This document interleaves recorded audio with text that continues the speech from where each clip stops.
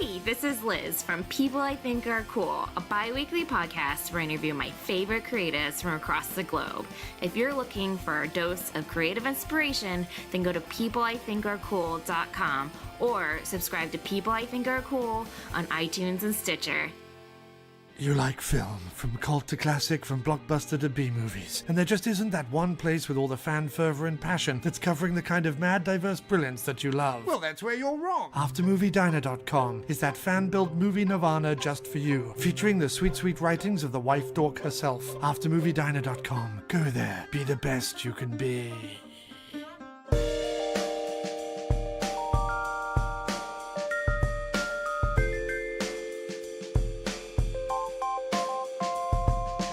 You are listening to the In the Mouth of Dorkness podcast.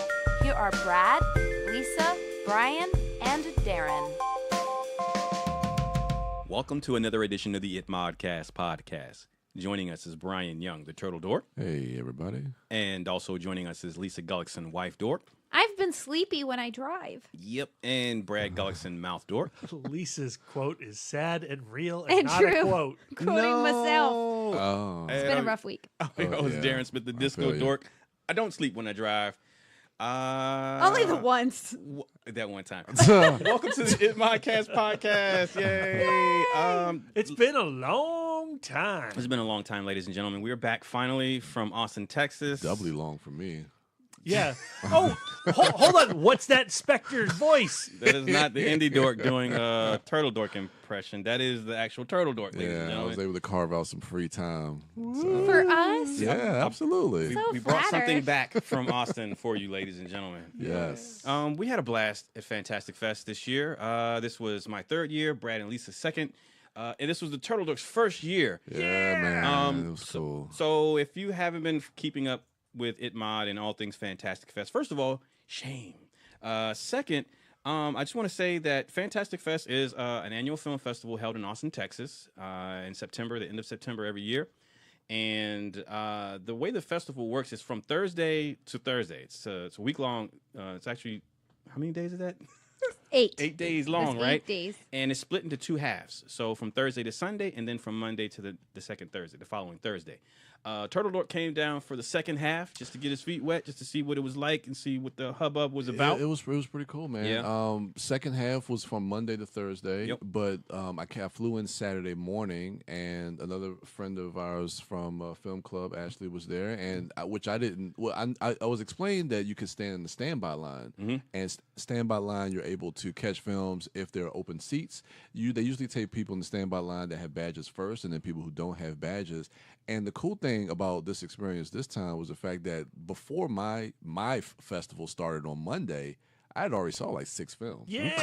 So, ladies and gentlemen, Brian, the moral of Brian's story is when you hear us talking about Fantastic Fest and promoting it, especially when we next year when we get closer to making our trek back over to Austin, if you don't get a badge, but you do want to go, it's kind of like how we talk about Comic-Con. Like, if you don't get in or get a badge, there's still stuff to do. But with Fantastic Fest, it's a little better because even if you don't have a badge, as Brian just mentioned, you can just walk up and potentially get in to see several films. Yeah, it's a crapshoot, but there's potential to see films even without a badge. What I want to know, Brian, as the resident newbie to Fantastic Fest, was it worth it? Was it worth the flight, the Airbnb costs?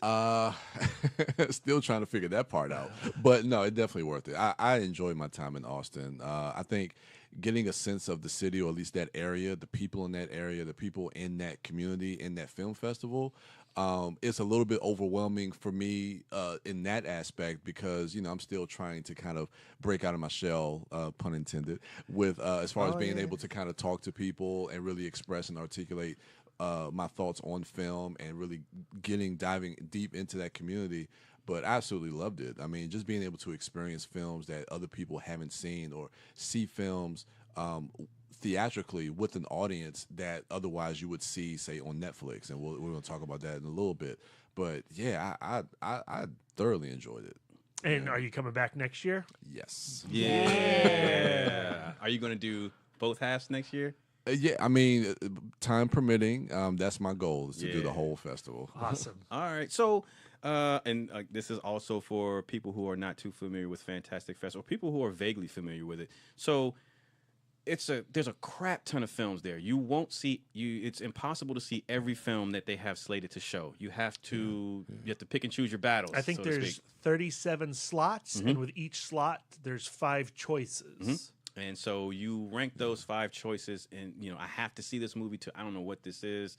I think I want to check it out too. I don't know what this is, or I know what this is, and I don't care about it. So you put them in order from your most your must see to okay, it's whatever, and you see that whatever you get picked for. Most times you get picked for your first choice or second choice, and then you see that film.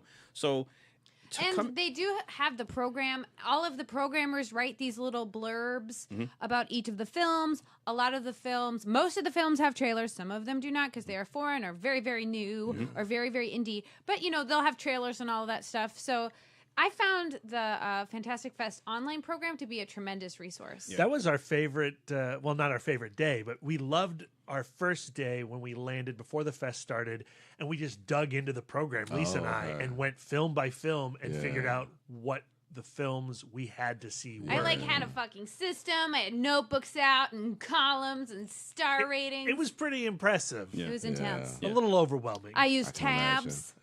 She did. Oh, she wow, did. nice. Yeah, Lisa had a friggin' take it old school style. Oh yeah. Yeah. So what I say all that to say there's so many films there that you can't see them all. And then all the films that we did see, how many did you end up totaling? 25 in the theater, and then I had some links that I was able to catch up on. So I think I ended up doing 34 total. Yeah. So oh wow. Right. And so even with the 34 films that Brad saw, there were a crap ton that he wasn't able to see. Yep. Not because of scheduling. It's just that he picked another film in that slot. So anyway. With all those films, we decided we're not going to talk about 35 films or however many we all saw. We're just going to pick. We're going to pick a nice sized chunk. So we got how many? We have 15. It's 15 the ItMod 15. These are our 15 Triple fistful. favorites or the painful. 15 films that we want to highlight. Yes. Yeah. So these films that we're going to talk about, if they get distribution, these are the ones that we recommend you seek out.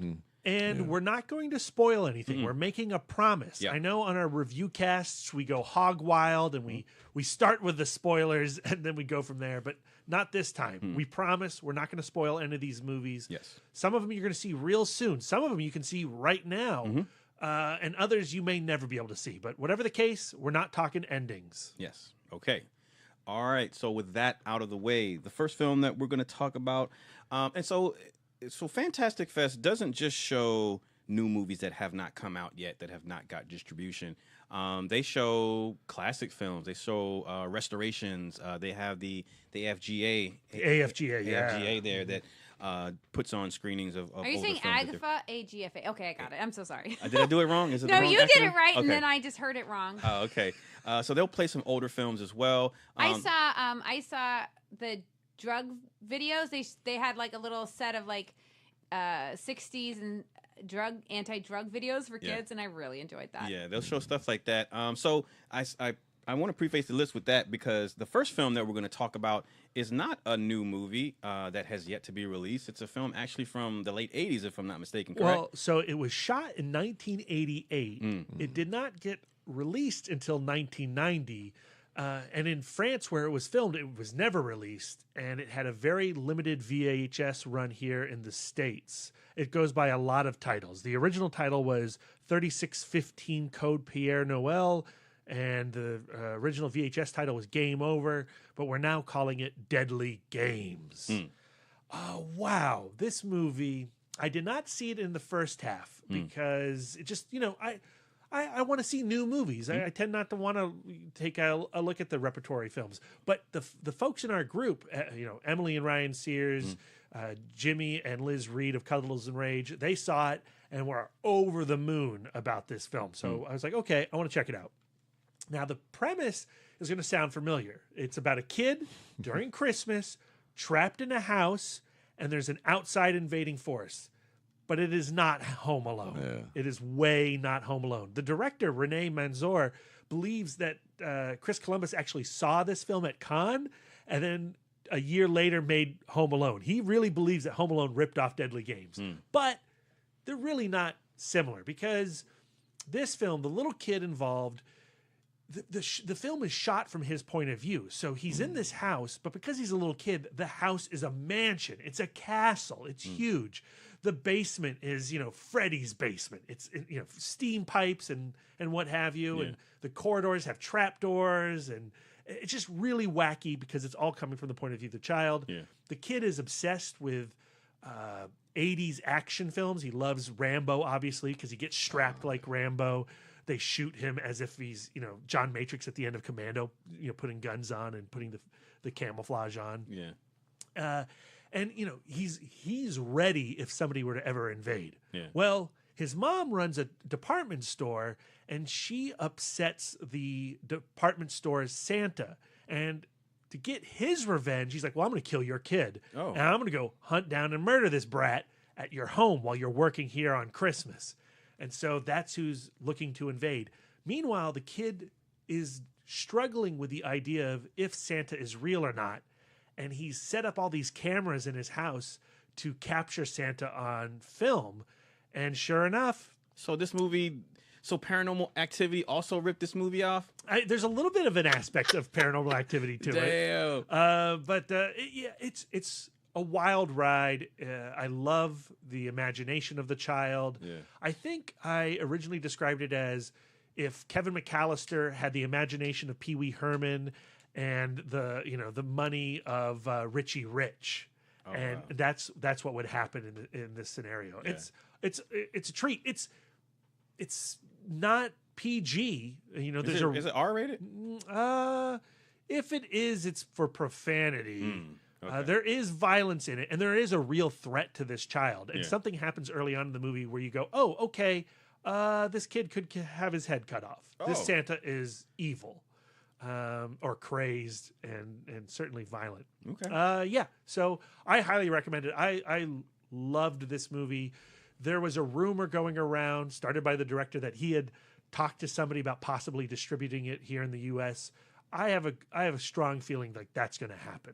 We'll be able to see this at home sometime. Okay. Interesting. Okay. All right. The next film we're going to talk about this is one that I did not get to see. Turtle Dork got to check this one out, if I'm not mistaken, and that's a film called Slut in a Good Way. Yeah, interesting title. Explain that to me. No, Slut in a Good Way. I really enjoyed this film. Hearing the premise of it, it's kind of like a teenage sex comedy between like these three females, Charlotte, Megan, and Aub. And the film starts out, Charlotte is the main character, and it starts out where she's in this relationship with a guy, and she's like trying to buy some sexy lingerie because she's gonna have like a real romantic, intimate evening. Oh yeah. And she comes to find out that he's gay. So that didn't work out. Awkward. Yeah. So then it just kind of goes through the whole thing. They end up getting a job at this toy depot, which is kind of like Home Depot for toys during the Christmas season. I want to go there. Yeah, and so there's like the male employees, and then there's the female employees, and it's really just about the relationships that they kind of establish, and just kind of like the male-female dynamics between everybody in this depot. And Charlotte is a character that ends up kind of hooking up with like most, if not all, the male employees there. We had one of those at Barnes & Noble, but it was a male employee that slept with everyone. Yeah. But it's an interesting film because this feels like a teenage sex comedy that really has a lot more insight and thought and charm to it. Is this a recent movie or? No, it's a recent film, and it's a female director, Sophie Loren. Because I know I don't want to talk about this film, but Girls with Balls, which don't talk about it. I'm not going to talk about that, but I think having a movie like this with three female characters, I mean, you definitely want to have it be led by somebody with a female voice, because just like with that other film, who I think we had a male director that wanted to have these certain themes, I think kind of failed, that didn't really go the way he wanted it. If you asked him, he was making a female empowerment movie. Which it wasn't. And if you asked the three of us. It was very exploitative. Yeah, super sexist. Yeah, but this film, I think, really gets that voice from these three characters, and it's really a movie that goes through everything as far as like, first loves, heartbreaks, and them really coming into like their own kind of sexual independence. Did the And, director also write the script?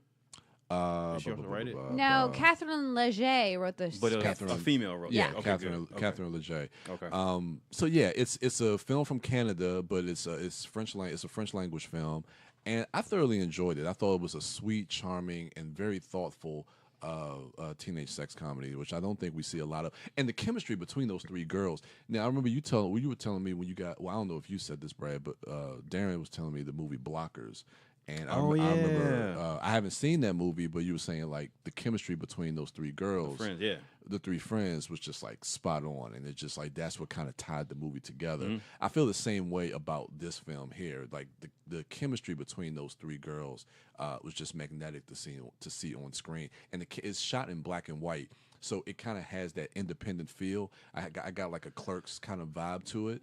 And the camera work that's done, especially like in the depot, the way he moves the camera, it's really, really inventive. I What like inspired you to watch this film in the first place? it. Just I wanted to see something that was a little bit more light, because being at Fantastic Fest, you read a lot about like there's a lot of genre, like head splatting, and like all this like violent, and then I was like, oh, it's like this kind of lighthearted comedy, like coming of age story from the female point of view. And I was like, okay, this seems like it could be something kind of charming, kind of nice, and hopefully give me a breath of fresh air.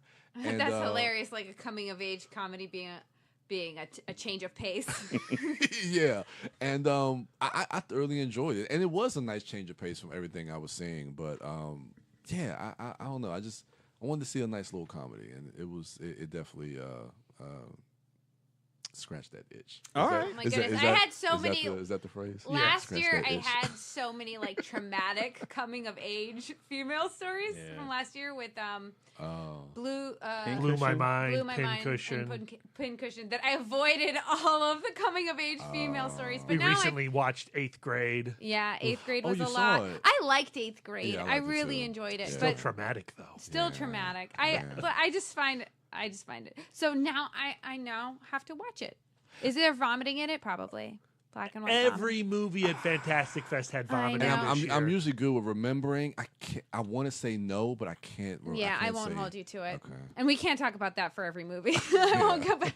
But yeah, I am. You have piqued my interest. Yeah, I thoroughly enjoyed it, and you may like it. But yeah, if you do see it, I'd love to get your thoughts. I on do it. hate women, though. Really? Yeah. All right.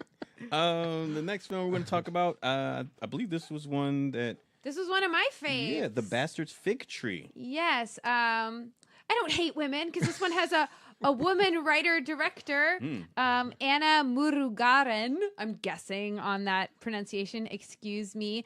But this is a movie about the Spanish Civil War, and. Like when I think Spanish Civil War, like all I know I've derived from like Pan's Labyrinth. Like, that's the entire story to me. And the Devil's Backbone, And the Lisa. Devil's Backbone, Guillermo del Toro is all I know seen about that that. But it was a time when it was fascism in Spain. Okay. And so, but this is not like your typical revenge story, but it is. I'll just tell you the plot. So, the center of the story is this man called Rogelio, who is one of, and his job is to go from house to house and pull out the men over 16 years old who may rise up against the regime and execute them. And he was very proud of his status and the job he was doing. And he went to this one house and they pulled the father and the oldest son. And he noticed that the 10-year-old son was giving him like a really nasty, I'm going to fucking kill you look.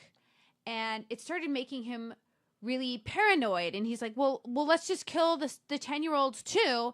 And they're like, we don't kill children. So, and he's like, yeah, but children just grow up to be men, right? And so we might as well just Nip kill it in the them. bud. Exactly. And but they refuse, and so they take the dad and the oldest son out to this field, and they murder them on the spot. But what they didn't know was that the 10-year-old son had followed them, and so the Rogelio goes back to the spot, and the two men had been buried. And the farmer who has been squatting on this land because he knew that these people would be kicked out because they were against the regime, so he's just been kind of hanging out waiting for them to disappear so he could farm that land. He tells Rogelio, like, the son came out, the 10-year-old came out and buried them both, and it took him 7 hours to bury his father and his oldest brother. And most of the time was spent deciding who was going to go on top. So this is a kid with, like, determination. And so Rogelio's just getting more and more nervous. And so he is visiting the spot, and the 10-year-old comes out of the woods, and he faces Rogelio, and he sticks a stick in the ground. And he has a pail of water, and he kicks the pail of water towards Rogelio and to indicate to Rogelio, water this stick. So Rogelio waters the stick. And so the relationship that develops is Rogelio goes, okay, this kid wants me to take care of this stick in the ground. So if I take care of this stick, he won't be mad at me, so that when he grows up, he won't kill me. So eventually, as he's there, like, he becomes obsessed about taking care of this stick, which eventually becomes the fig tree. And then the boy eventually, like, stops coming back, but Rogelio stays. And he becomes this kind of hermit religious figure. And people are traveling from all over the world, from all over Spain, to come and, go like, oh, he's the Virgin Mother brought him here. This is like a miracle, and in fascist Spain, like religion is like not the hit thing, you know what I mean? So it's just the story of, and so as the fig tree grows, like, Rogelio changes, and it's just that the story of his change, and it doesn't go the typical way that you would expect. Yeah. Like, Rogelio maintains his selfishness and paranoia way longer than you would expect. And what I really loved about this movie is that, like, it's the overall message is like, you can't, like, what happens with, like, fascist regimes is, like, something else is just built on top of it. And then everybody who was in power during that time stays in power because they're still the rich people. They're just no longer fascist, So, the boy just wanted something that could not be built on top of.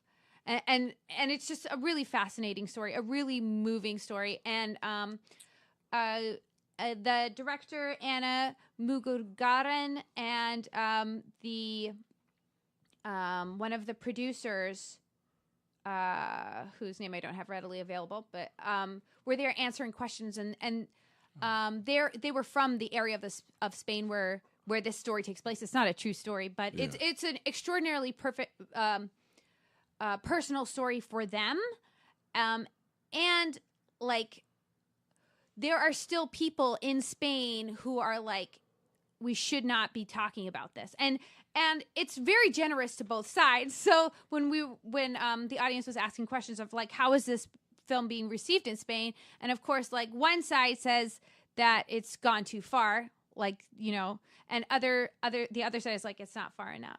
But to me, they kept on insisting, well, this is not a political film. This is just a film about change and all that stuff. But, like, it can't not be political. But I just found it fascinating and really a great insight into the Spanish Civil War, but also into humanity. It's a great story, a great kind of fable, I guess. Yeah, Lisa convinced me to check it out, and I enjoyed it quite a bit. The actor playing Rogelio, Karha Elihade, is phenomenal, incredibly watchable. There's also a character played by Pepa Aniorte, who's Cipriana, and she is a wife of one of these guys who became fascist once being fascist was in fashion was the powerful thing to do, and she was really disgusted by the situation. So she plays a key role in convincing Regalio to become this hermit character and protect this tree. All right. You know what? great Had movie. I heard that description at the festival, I probably would have put that on my list because Yeah, that sounds definitely. extreme. That is not what I thought it was going to be. And like aside from like the murders at the beginning of the film, it's another one that's not extraordinarily violent or anything. It's just, you know, just a nice story, I guess. All right. Well, I'm looking forward to that one, actually. All right. The next film. Yeah. All right. The next film I'm going to talk about is my favorite. Monday, Wednesday, and Friday, or Tuesdays and Thursdays, is my favorite of the festival. And it is The Night Comes for Us. This is why we were watching all of these calm, non-violent, peaceful, breath of fresh air films, so we could save all of our violence for one spectacular movie. Yeah, this movie has that in spades. It has enough violence for several films. Do you want to talk about this one, B? Well, I mean, I caught it on a link originally, and I watched it in our hotel room. Yeah. And it was one of those movies where, you know, it's directed by Timo Tahahanto, who did Headshot, and he was the co-director on Safe Haven with Gareth Evans, that short film, which is a great short film. And he did Killers. And The Killers. And I like all of those experiences. I don't love any of them. So my enthusiasm for this was like, well, it's probably going to be Raid Light again. And no, that's not this. Joe Taslim is a member of the Six Seas Triad gang who is ordered to obliterate a village because they didn't pay up. And after he's killed everybody in the village with his crew, there's one child left. He can't find it in him to kill that child. So he turns on the Triad, rescues that child, and now the Six Seas come for him. And it's wall-to-wall action violence. And it is superior in its choreography, in its craft, in its idea of violence. You know, there might be elements because of its budget. You'll see the seams of CGI or what have you. But just conceptually, there is no better action film out there right now. He's very innovative too in his camera work, and and that's evident if you look at his Headshot as well. I mean, again, going to the low budget, but he does some innovative stuff with the camera as far as within those action sequences and how he moves the camera with the action. I thought was really, really creative to see on screen. And you know, Joe Taslim's from The Raid, and Iko Uwais is also from The Raid, and he's not necessarily a villain, but he is an antagonist for Joe Taslim. Yeah. And the film, you know, is building to their confrontation, and boy, does it deliver. It pays off. It comes out on Netflix on October 19th. This is appointment viewing. I wish you could have watched it on a big screen, because that was the thing. I watched it on that laptop, and I said, oh, no. This is not the place for this movie. I have to see it with a Fantastic Fest crowd. And it is I was going to say it was the best crowd experience, but we're going to get to the best. It's the second best crowd experience I've had at that festival, and one of the best of the year that I've experienced. Same. I mean, it's a total violent, raucous riot of a movie. What got me the most about that movie was there's the violence you expect to see.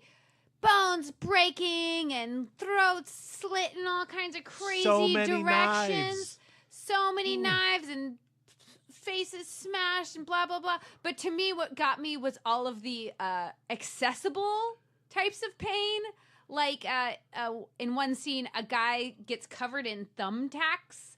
And we've all accidentally stuck ourselves with thumbtacks. Yeah. Or the guy getting his hand repeatedly smashed in the fridge. You can feel that shit. Ugh. For those who are unfamiliar with Timo Say I'm it. going to say his name correctly. Timo Jajanto. Yeah. For those who are unfamiliar with him, the movies that Brad listed that he spoke about, also specifically Killers. Timo is more of a horror guy as opposed to an action guy. And so if you watch any of his films, the level of brutality that he would inflict on his subjects in the film is pretty insane. Like Killers alone is friggin' nuts. And what he's done is take that level of brutality and then mix it with the Raid's brutality as far as like fisticuffs and hand-to-hand stuff like that. Iko Uwais and his team are doing all the choreography of this movie. Yeah, and they combine them. And when Brad says it's wall-to-wall action, this movie is splitting at the seams, so much so that the final shot of this movie cannot contain its protagonist. Like, it's insane. It's my favorite final shot of a movie this year. Badass. This movie is nut. Okay, so I've been living with this movie for a while now. I'm dying to see it, as Brad mentioned, on October 19th on Netflix. I will be preaching this one to the high hills until then, and then afterwards. But anyway, so I've been thinking about this movie, and Brad mentioned his trepidation going into it. Oh, it's just going to be the Raid light.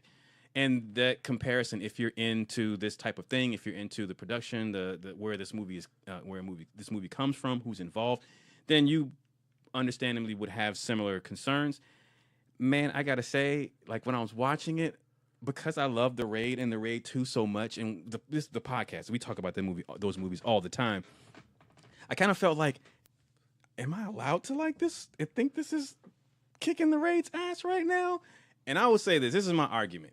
I know it's sacrilege in 2018 to say the Raid, which is the pinnacle, my opinion, was the pinnacle of action films. The thing that I say puts The Night Comes For Me in front of the Raid or the Raid 2 is that, and the Raid and the Raid 2 are amazing.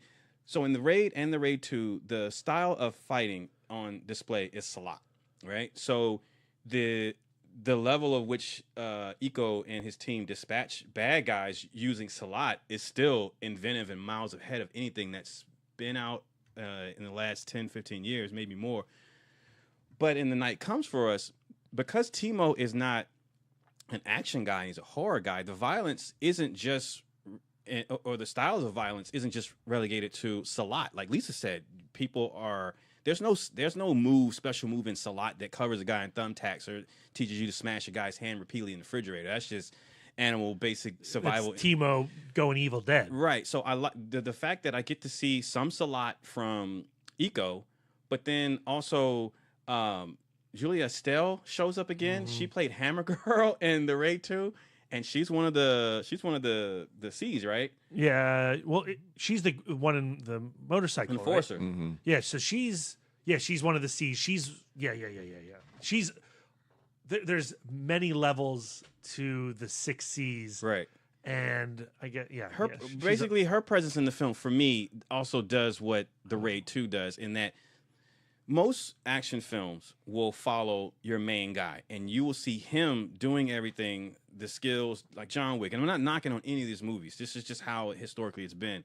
Like when you watch John Wick, it don't cut away from John Wick to see someone else doing something as badass, maybe more badass than John Wick. But in The Night Comes For Us, I got to find her name. She stole the show for me. She was amazing. There's some things that she does that happen to her, and she just shakes off and continues kicking ass. That is insanity. Her final badass moment is phenomenal. I really love your love of this film, and I'm right there with you. And I might like it more than the first Raid. I don't think I like it as much as the Raid 2. Only because I think that the Raid 2 allows for more emotional character than this film does. Beyond being loaded with amazing action violence, I really fall for Iko Uwais' character by the end of the Raid 2. Oh yeah, Rama, yeah. And Joe Taslim, he has heart to his character as well. The story with the daughter and his friends, white boy Bobby, like I love that, and I do like how the film will separate from them to give Iko Uwais a moment and give Julia Stella a moment and White Boy Robbie. But I don't think I was as emotionally invested in this as I was the Raid 2. Oh, on my first viewing, I can't say that I was either. But as far as being emotionally or invested in the film, not necessarily the character, I was all in. And by emotion, I don't mean like feeling sympathy. I just mean adrenaline, excitement, amazement, repulsion. Oh my God, that's freaking gross. That's insane. Yeah. I don't know I don't know of another action movie that's worked like that for me on that level. I mean, I would agree with you on that. And the way everything ratchets up to the final moment, which I just want to say before I pass it to the next title, that fight between Iko and Joe Taslim, that's up there with Roddy Piper. I mean, and I agree. I agree.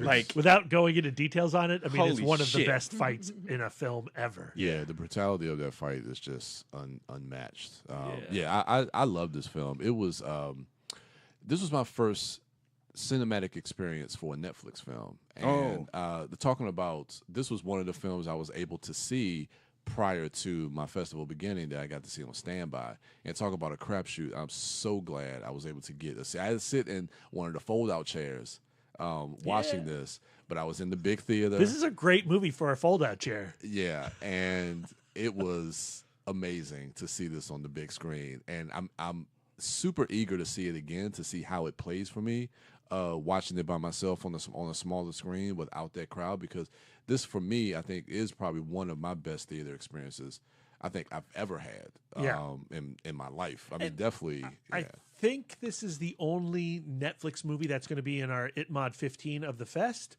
but I'm happy that I saw all of those others. Yeah. Like, I'm really glad I saw Hold the Dark on the big screen. Yeah. You know, that's a big screen movie. Yeah, I still need to watch that. Yeah.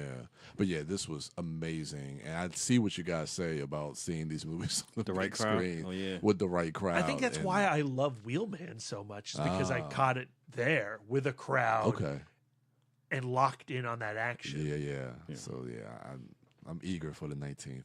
All right, you heard it, ladies and gentlemen. October 19th, do it. The next film we're going to talk about is The Guilty. Oh man, this also played at Lost Weekend. Shout out to Lost Weekend, and shout out to Andy Garrison in the Alamo Draft House, Winchester. The Guilty showed first at Fantastic Fest. Who had that on their list? Who wants to talk about that one? Brian. I think me and Lisa both We did. had it on our list. It's one of my favorites of the festival. One of my favorite movies of the year also so far. I talk about this a lot, and there was a lot of movies like this where you have a lot of these kind of real-time closed rooms type of dramas where you're dealing with a guy. Now, I'm trying to pull up here on IMDb, where this is a guy, he's a dispatch officer. Asger Holm. Yeah, Asger. He's a dispatch officer, but he is in the middle of a case, and I think he's doing this in the meantime. He's a cop at a desk for a reason. Yes. And he gets a call where a woman is supposedly kidnapped, and so he gets stuck on this call to try to see if he can rescue her. But things don't really go as planned or as they seem. He has extremely limited resources and a very tight amount of time to figure out what's going on. And he's extraordinarily passionate. He wants to get it done now. But that idea of having your blinders on to all of the possibilities of what could possibly happening leads to mistakes. Yeah, absolutely.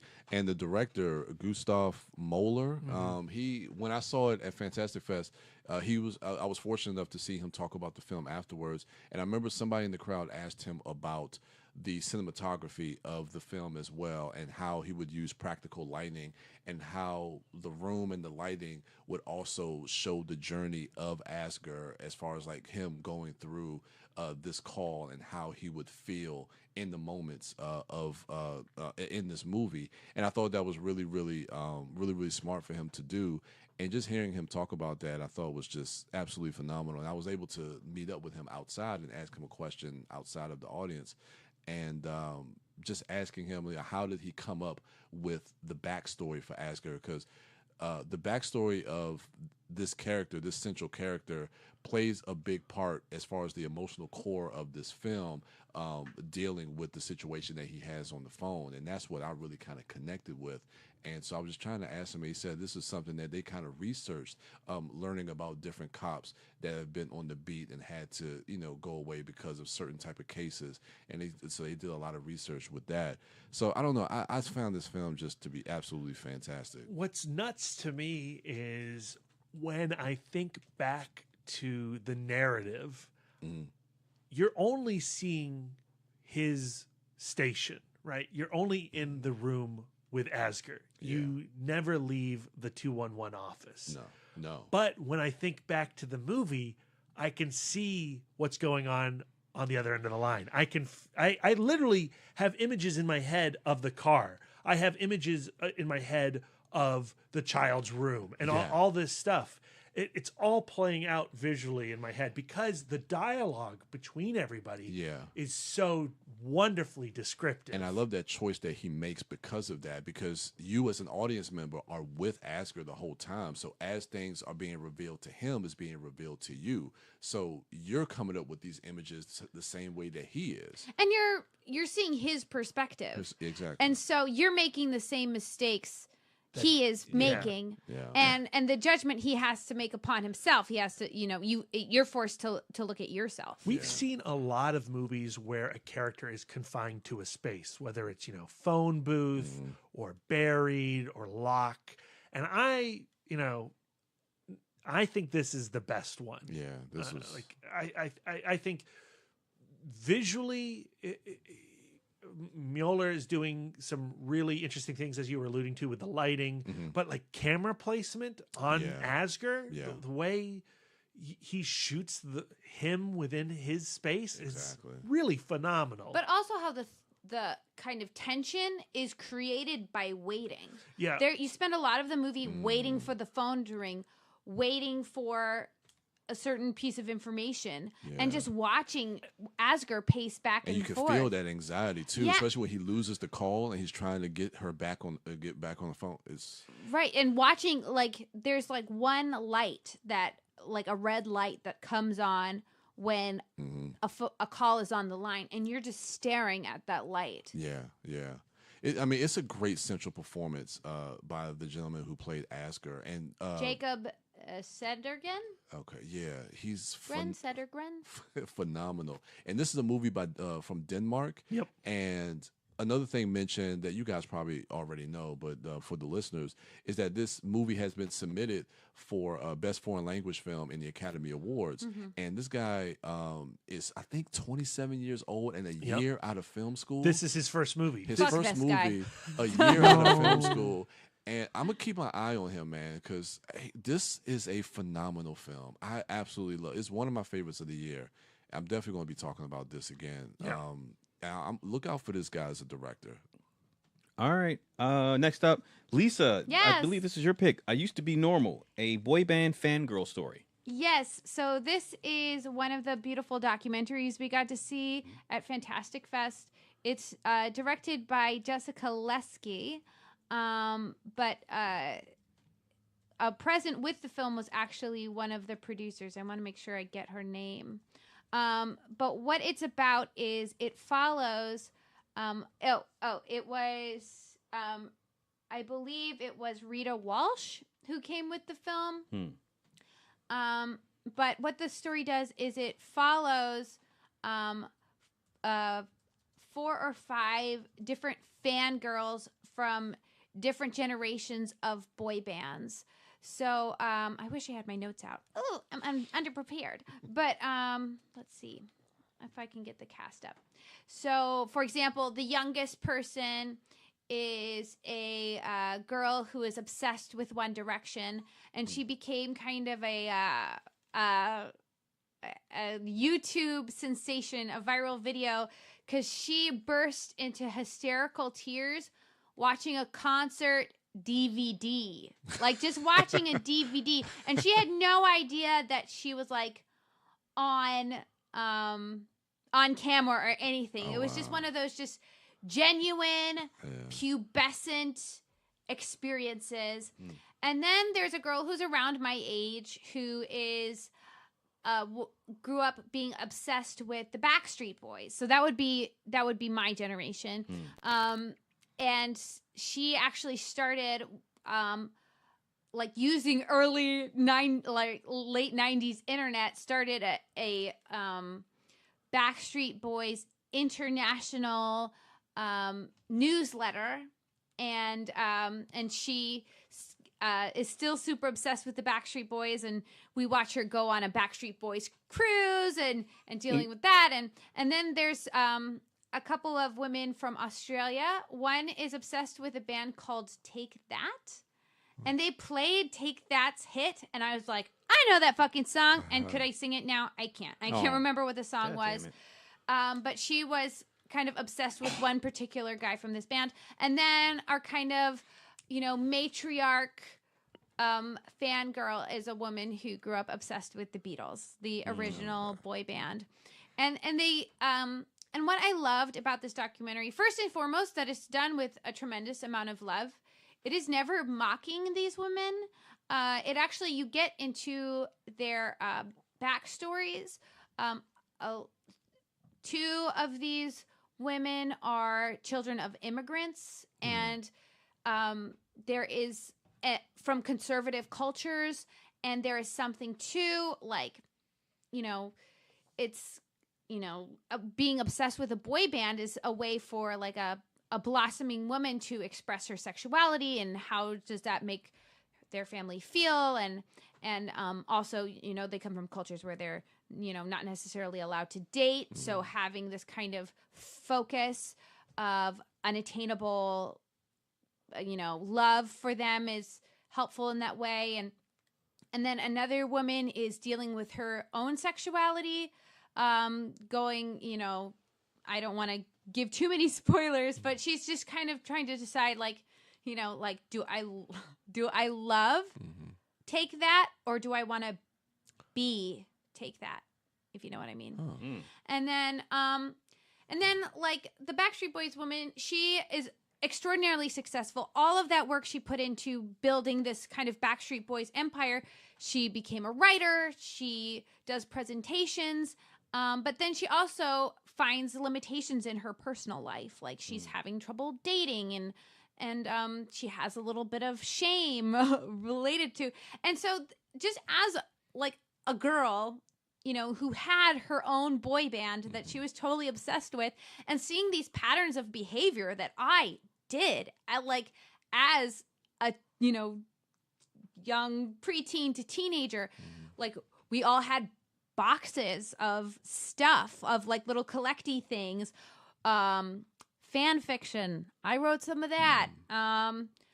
Collages. Everybody, including every generation of fangirl, cuts out pictures and arranges them and makes a collage. And it's just like this kind of beautiful thing that like oppressed teenagers who do not know how to express like I am ready for boys, but I'm not necessarily ready to be sexual. I'm not ready to date, but I need an outlet for this thing. So it's going to be these unattainable, kind of perfect, generally clean cut boys singing about love, singing about cherishing you, singing about treating you right. It's just kind of a beautiful thing. And to me, it created like a lot of fangirl pride. So like of tapping into that piece of me that will always be a monkey's girl.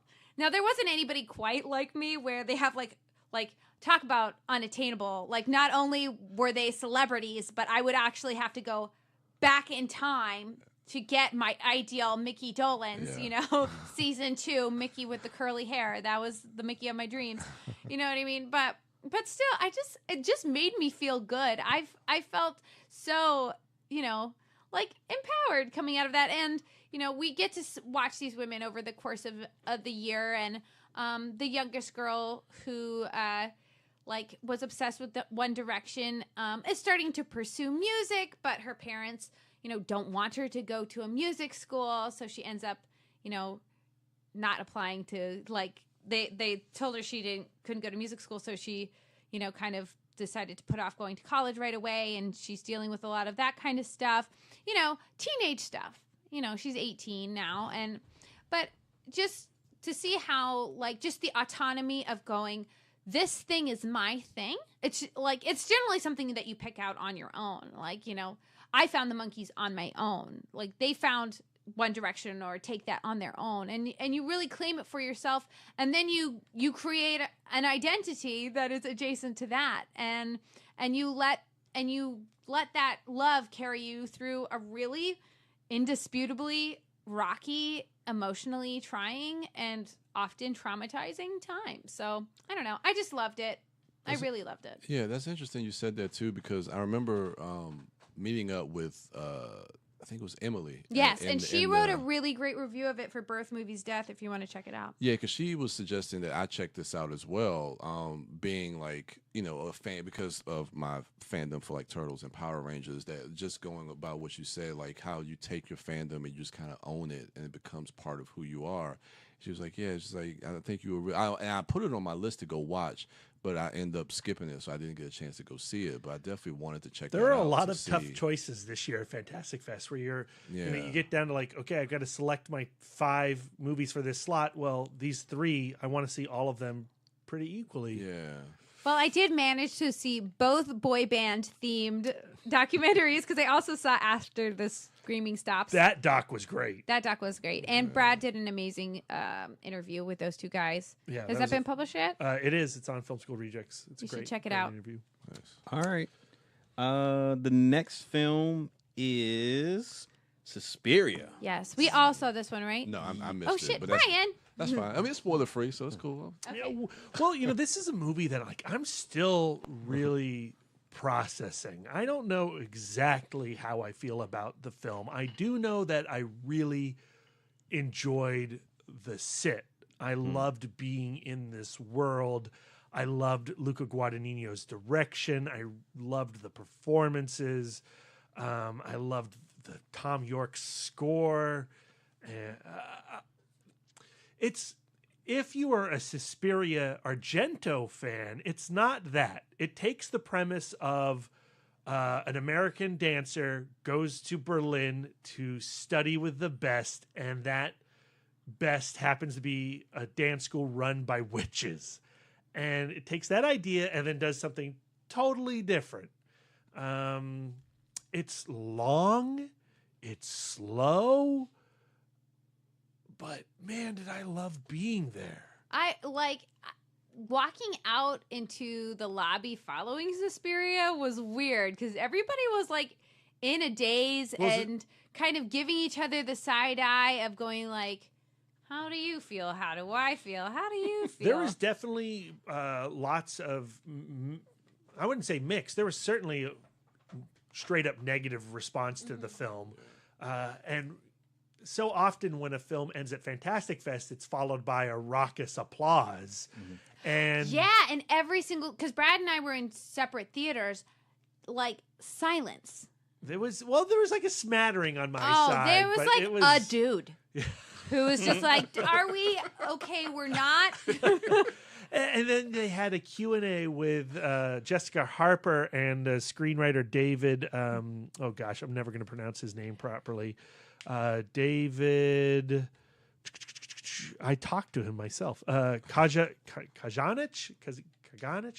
I apologize, David. I can't, because our internet is really slow right now, and he's the one more credit on. And yeah. He and Guadagnino were going for something big. And am I sure that they landed it? No. But I damn sure want to watch it again on October 28th when it comes out. I think that Suspiria delivered things that I've never seen before.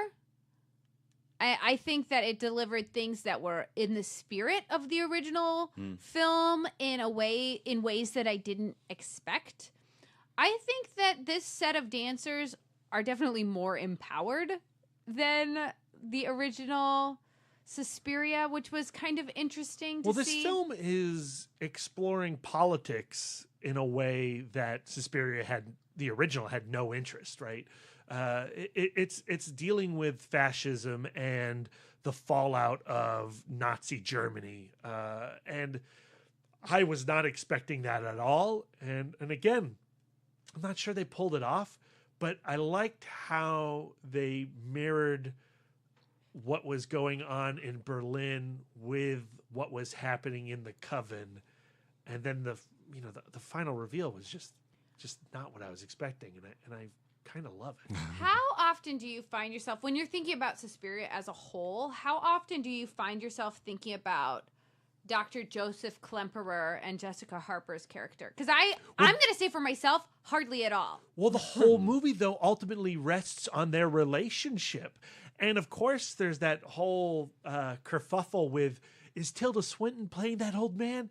But no, that's an actual actor. No, that's definitely Tilda Swinton in old man makeup. No, that's an actual actor. Well, now they finally have labeled it as Tilda Swinton on IMDb. Yeah. Oh, yeah? Yeah, that is her in old man makeup. And why do that?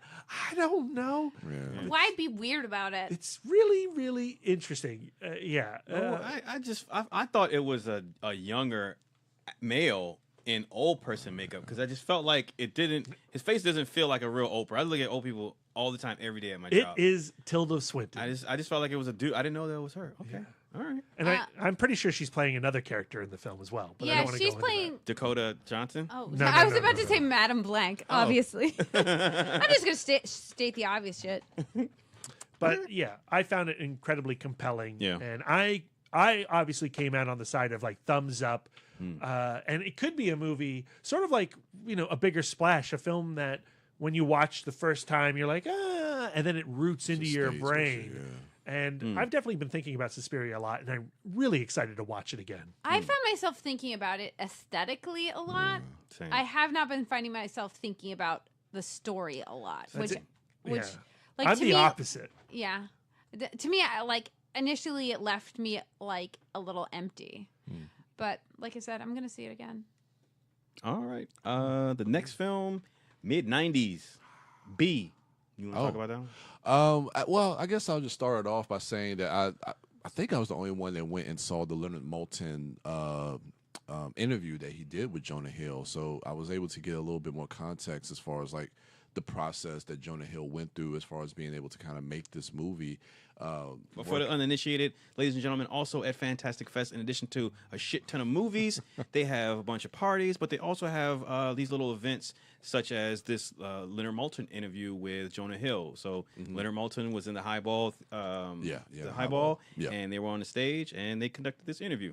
So yeah, and I mean, just talking about his experiences as far as like, well, I mean, first I didn't know Jonah Hill's history. I mean, he's such a cinephile and such someone who absorbs films so much. A movie geek. Yeah, and I mean, so he talked about a lot of different films and where he got his inspirations for mid-90s and his experience as far as like trying to learn from some of the directors that he worked with, like Scorsese.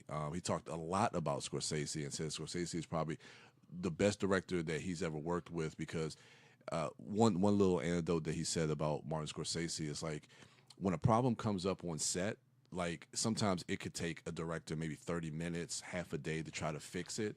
He said Scorsese can solve a problem in 30 seconds. And he said that's part of just maybe his experience or his genius, but seeing him work on a set is just mind-blowing, and he was able to try to take some of those skills away in this movie, but I think he was able to bring a lot of that. He talked about the musicality of the film as well, and how the way he arranged the music in mid-90s, that he didn't have a music supervisor on the film, and that he arranged the music himself because he said that a lot of times, especially with hip-hop music that you see in movies, people use it in a way to try to use it in like a gangster way or like a hood way.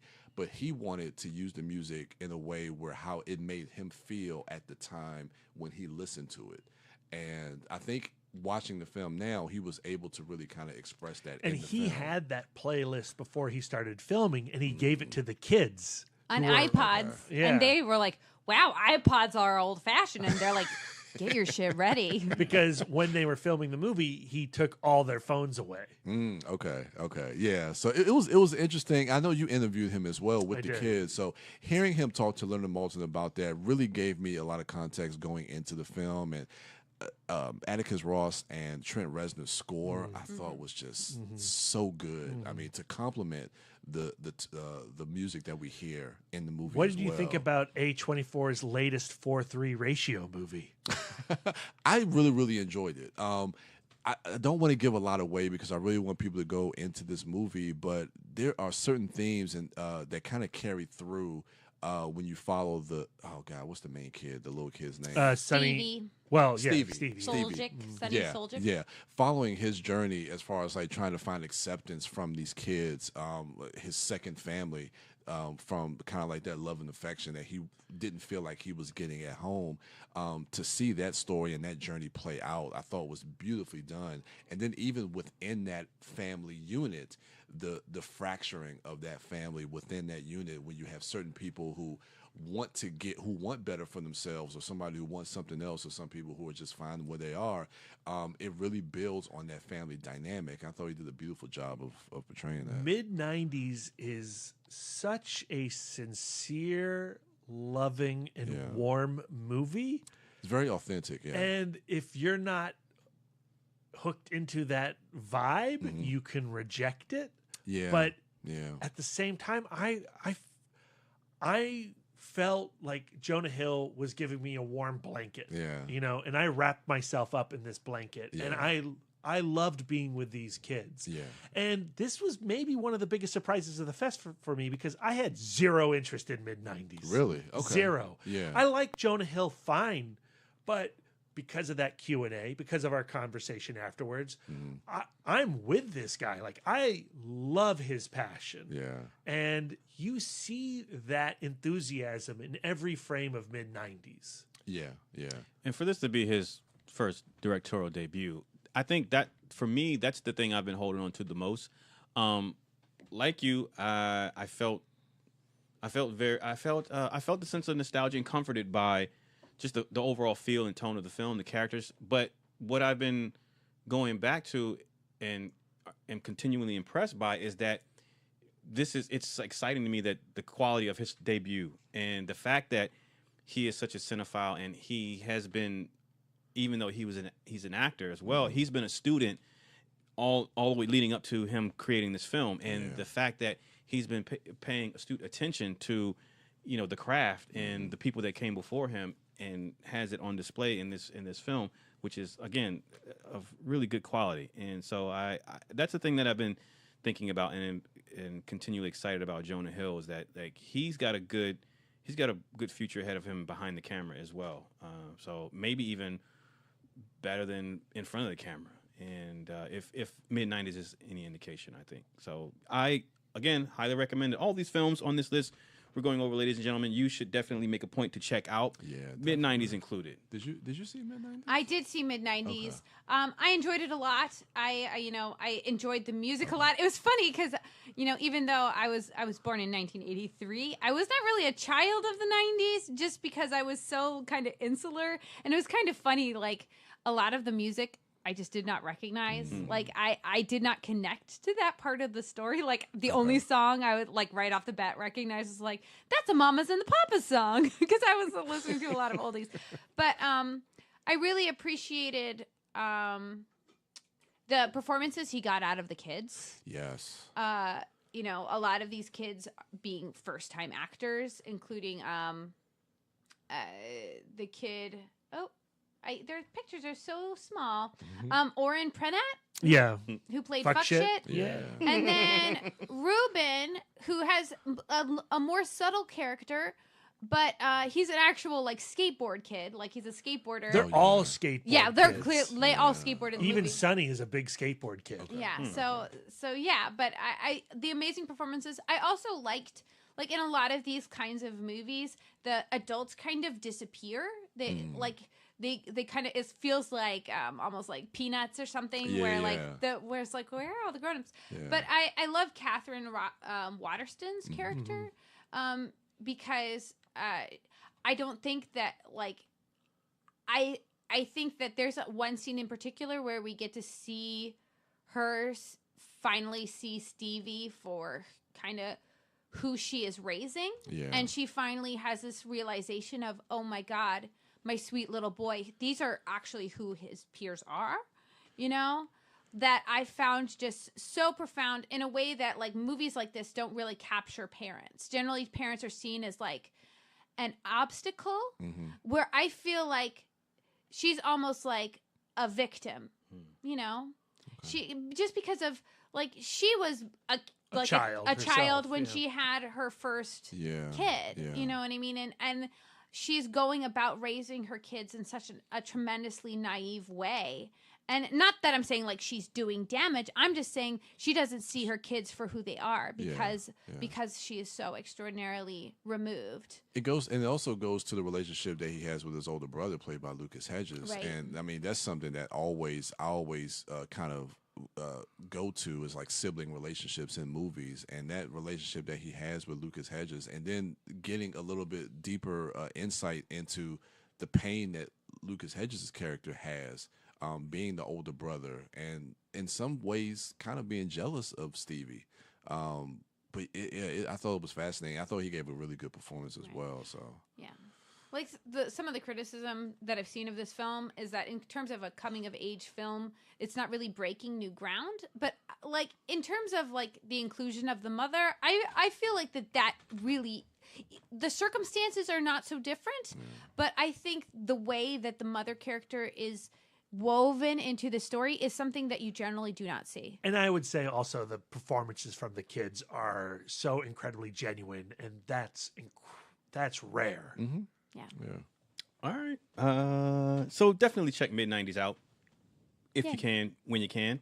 The next film. So when we talked about our screening of The Night Comes for Us, we talked about how great that audience experience was with the film. And with the movie like The Night Comes for Us, the way that narrative is set up and the way that escalation is established, you in the first act or the second act, you just know it's just going to get, you don't know how crazier it's going to get. You just know it's just going to keep going until the camera, the projector explodes. So you're very aware that you're heading towards like something brutal at the end, right? And then when it happens and it delivers, like it's euphoria and everyone is screaming and clapping, right? That's one great experience to have at Fantastic Fest screening and audience. The other great experience is you watch a film, you go in, you know little to nothing about it, and then the movie, it's unfolding, and you think you know where it's going, and you kind of go, okay, so is this it? But then the movie does something different. It makes a turn, or it reveals its true self to you, and then that same elation and euphoria and giddiness you get when you're in the first and second act of The Night Comes for Us, when this movie reveals itself and you slowly see what it is, the feeling that I have watching One Cut of the Dead, even though I'm describing it, the true feeling is indescribable. You just have to look at my face while I'm watching that movie. So here's the thing. We cannot talk too much about One Cut of the And Dead. you don't even understand how much that's killing me. I don't want to rob the people. You can't rob the people. All we can say is that the film begins and you're going to go, what the hell were the dorks talking about? This movie is garbage. yeah. And you're going to sit in that garbage for a good 30 plus minutes. And you're going to be bored, irritated. You're going to want to turn it off. Maybe. Unless you're me, because when I was watching that, I was never bored or irritated. I was entertained. But still, listen to Mouth Dork. I know where he's going with it. You have to keep going. You cannot press stop. No. You have to watch One Cut of the Dead to the very last shot. You have to. I'm begging. Yeah. I promise it is going to deliver in a major, massive way. And it's going to be one of your new favorite movies. Yeah. Yeah. If you read the IMDb Don't. synopsis, I mean, it describes what the movie is, but there's so much more to it.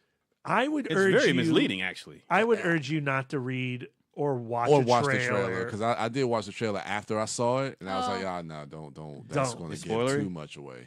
Yeah. Don't. This is the kind of movie where you watch it and then you want to immediately watch it again with someone who has not watched it because you want to watch them fucking watch Well, that's it. what Darren did with me because I maybe I had the same experience that you guys had because I was watching it, and the guy who introduced the film, Ephraim, yeah. he said the first 30 minutes, he's like, just wait and get through it. And so I'm kind of watching it. I'm like, okay, I'm in because it's a theater experience. Now watching this at home, I don't know, like you say, people may turn it off, but watching it, I was like, okay, I'm going with it. I'm watching Brian watch it. I'm like, I'm going with it. And I'm saying, and then like, something happens midway through, and I'm like, okay, and I was going, okay, and I was like, all right, now I'm on board. Now I'm seeing as it goes through, and I'm like, okay, this is If you're a movie fan, you owe it to yourself to watch this movie. yeah. If you're a movie fan, it's a celebration. Yeah, that's all I can say. I haven't had this type of fun and emotional fanboy passion or connection to a film, this type of film, since Why Don't You Play in Hell? Like since it would be a great double feature with that movie. Yeah, since like the feeling that I felt at the end of Why Don't You Play in Hell when he's running down the street with the film in his hand and he's saying, I got it. And then the crew, like the feeling, I got goosebumps and teared up at that point. I felt like that. Like, there's in the middle of One Cut for the Dead all the way to the end. So like Darren, the way Fantastic Fest works is you're not guaranteed that you're going to watch these movies with your buddies, right? Like Lisa and I only. I had an extraordinarily lonely Fantastic Fest. I was the only lonely in so many films. Yeah, they randomly select what theater you're going to be in. So Lisa and I saw like 3 movies together. And we actually saw like 5 or 6. 3? Well, Darren and I saw like We saw a handful of them together. Yeah. I was hanging with the Chris's a lot. I was with Chaka Chris and- and Physics a lot. Yeah. But That which I enjoyed, and I feel like me and Chris Rapdork have never been closer. We're super tight now. I think that's also one of the benefits of Fantastic Fest is if you're willing, you meet a whole bunch of interesting people that you're randomly sitting next to. Yeah. But I was so glad that I was sitting next to Darren during One Cut of the Dead because we were dying together in that movie. Oh, man. We were colliding. We were practically in each other's laps laughing so hard. Yeah. Well, that's the thing because he said he was going to go see it again. It could be because I was going to go see it, and then we had different theaters. So he was like, "Nah, dude, switch." He's like, we got to be in the same thing." So I was like, all right, because I had like an A group. So then I was like, all right, I'll switch, man. I got Z. I was like, because I was all big on group. That's my OCD or whatever. He's like, dude, don't worry about it. You'll get a seat. I was like, dude, I was A group, man. But it's like, all right, cool. Why didn't you switch to his theater? I can't remember what happened, but I know it was one I had A group, and then I got switched to the Z group or something like that. Well, because you weren't in One Cut of the Dead. You were in another movie. Yeah. No, I think we had the same movie. Really? We all had One Cut of the Dead. Then But why'd you switch yours? Maybe because it was in the bigger auditorium. Oh, though. Maybe, I think that's what it was. I can't remember, but that was. I remember specifically because we sat together watching that one too. And so I wanted to see the movie again, of course, obviously, but my main reason for doing that is to watch Brian watch that movie, and I watched that movie transform. I watched it win him over, in real time, and that is the beauty of that. That's the beauty. It was so beautiful, yeah. So yeah, One Cut of the Dead. Yeah. It's a zombie movie, maybe. Maybe. Just trust us. saying too You much, will love Brian. it. Saying too much. It's amazing. The next film, Dog. This is one of my faves. I think. Was Did this a sad one? anybody else see it? I didn't see this. No, one. I didn't see it. I found it an ultimately uplifting. You've been film. pushing it hard. Like every place we've gone to this week, whether we've been at One Loudon or the Winchester Alamo, you've been talking to people about Dog. I know, and it's been extraordinarily lonely. You seen it before? No, I saw it at Fantastic Fest. This past? Oh, okay. No, you said One Loudon. I thought Because wherever we've been going this week, People Lisa's are like, been "What talking did you about like at Fantastic Fest?" And I was just like, "I liked Dog." Okay, since you came back, And okay. I think I feel like I'm the only person who saw it in the world. It's a French film about a guy who ends up getting separated from his wife and his child, and he's feeling extraordinarily lonely. And his son mentioned that he wanted a dog. And so this guy decided, well, I'm going to get a dog. So he goes to the pound, and there's like a very stern, gruff pound owner. Can you own a pound? I don't know. Pound Manager. boss. And he's like, okay, you want a dog? Well, then you're going to have to, get a dog bed, and you're going to have to get all of this food, and you're going to have to get a leash, and you're going to have to get 10 weeks of dog training sessions. And so he's like, fine, whatever. And he just throws down all of this cash. And on his way home, he is, lugging. He got a little Chihuahua, and he's got the Chihuahua on a leash, and he's carrying the food and the dog bed and all of this stuff. And he pauses for a moment to kind of readjust because he's carrying too much stuff. And in that moment, his Chihuahua is hit by a bus. Whoa! And smooshed. And a lot of Chihuahua violence at Fantastic it's Fest not this good year. to be a Chihuahua at Fantastic Fest. My dog Pete was hit by a bus. Oh, Yeah, I I'm so remember that. I sorry. remember that. Okay, sorry. I am so sorry to Listening. bring up that pain. It's okay. But so this guy, And this is what, the first 10 minutes of the movie? And so Jesus. this guy goes back to his hotel where he's staying because he doesn't have an apartment yet, and he lays down the dog bed and all that stuff. No dog. And he's just very lonely, but he still has 10 weeks of dog training sessions. So he decides that he's going to go to the dog training sessions. And so it's the boss, that gruff boss, pound boss, who runs the sessions. And he's like, well, you can't take these sessions because you don't have a dog. And he's like, yeah, but I paid for them. And he's like, but you don't have a dog. And so somehow they negotiate in French that, okay, well, if you are my dog and you do all of the examples for me, then you can stay and do the training sessions. And so he does that. And then, and this guy is a really good dog trainer, and this human is really responding well to these commands. He's very trainable. But then as the film goes on, the lines start to blur on, is this guy actually a dog? And this is an absurdist film? Or are we watching some kind of weird kink thing? Or is this guy having some kind of mental breakdown? So you find yourself really kind of being embroiled. Does it in, answer that question? Yes. Okay, good. Okay. But to me, I just this. The reason it affected me so much was, this was the first Fantastic Fest film to move me to tears, to where I was just weeping, because towards the end of the film, it really just reflects on how we invite dogs into our life as a way of kind of validating our feelings and giving us unconditional love, and how as people we want to fulfill people's need for love, but in our transactions with dogs and people, it's never equal, and it never is fair. You know what I mean? And I just love the fact that ultimately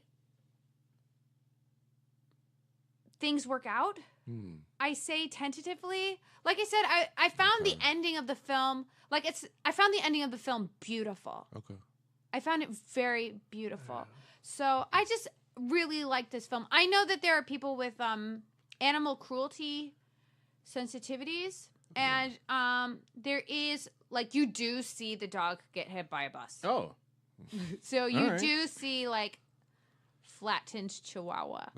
Well, in And- Girls with Balls, we see a Chihuahua get ripped in half and his head wear it as a necklace. And in Dog Man, we see a Chihuahua nearly frozen to death. Right. But that dog makes it. Spoilers. But in this film, you do see that, and then also there is the use of a zap stick, And it is used on a dog, and it's also used on a person.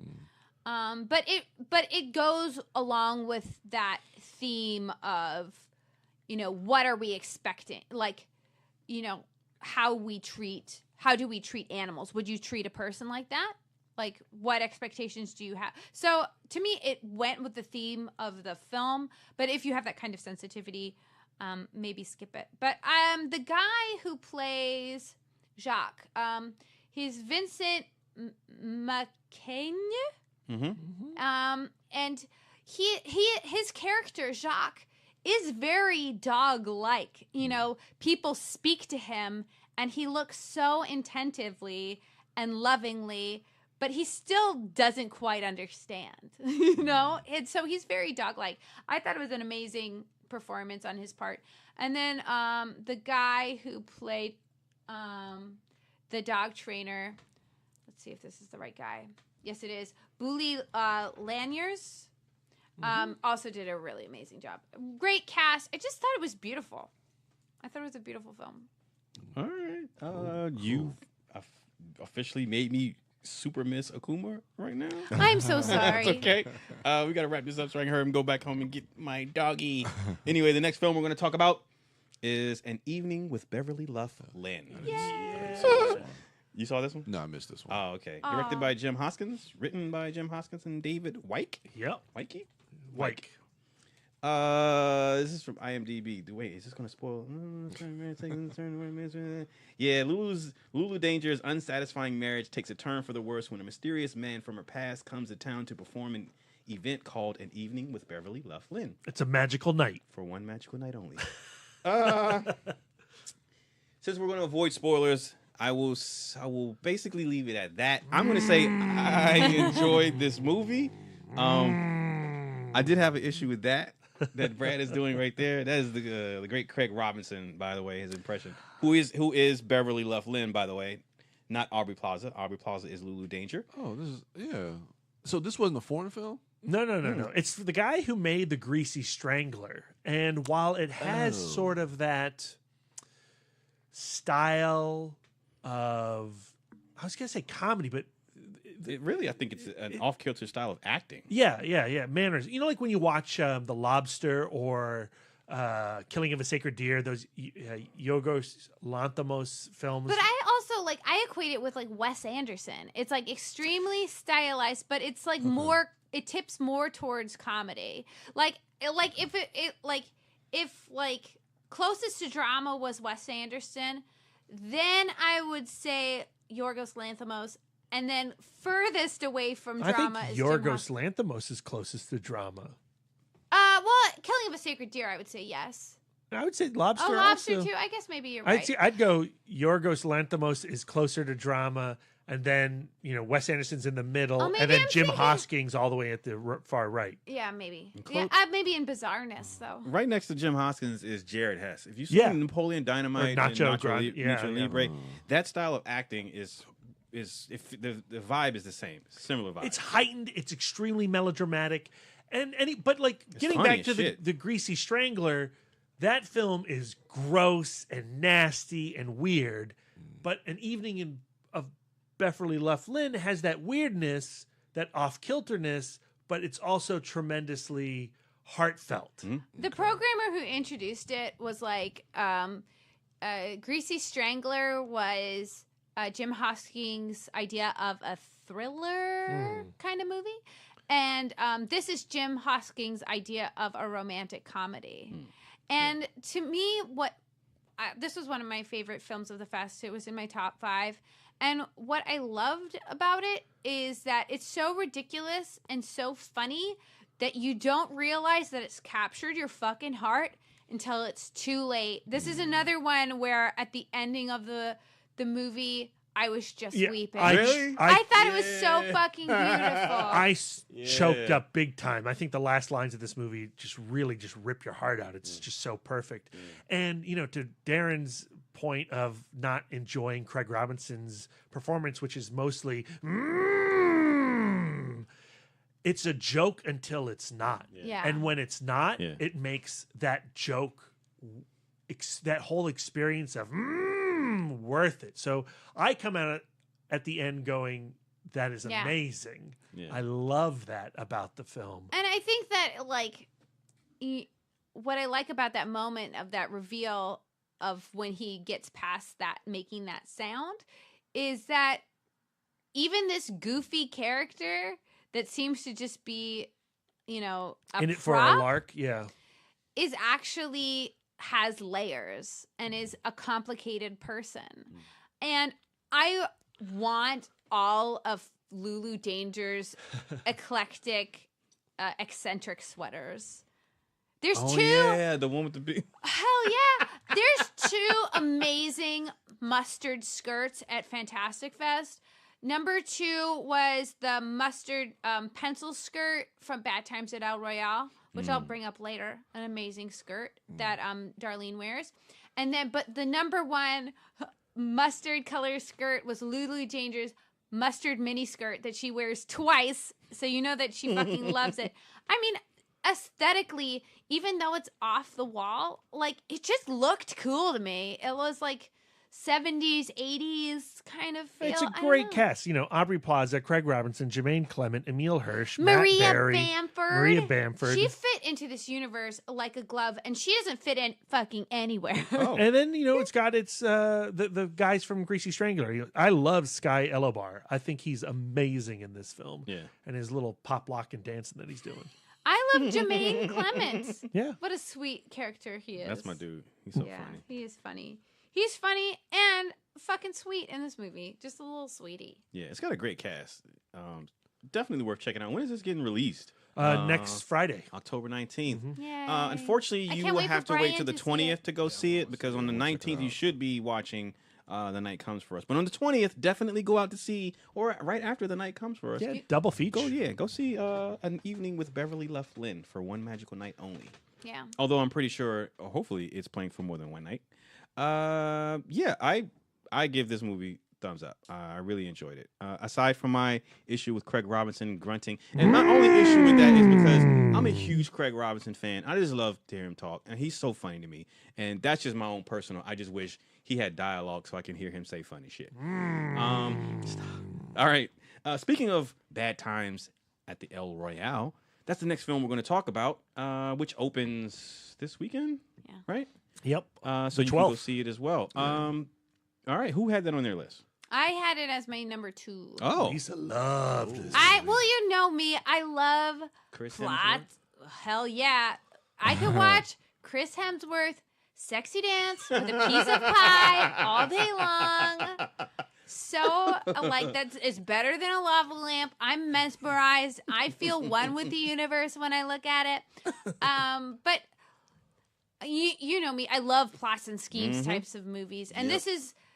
Everybody's seen the trailer, like, before every fucking movie at the Alamo. You've seen it 50 bajillion times. Yeah. The plot is what you think it is. It's this kind of...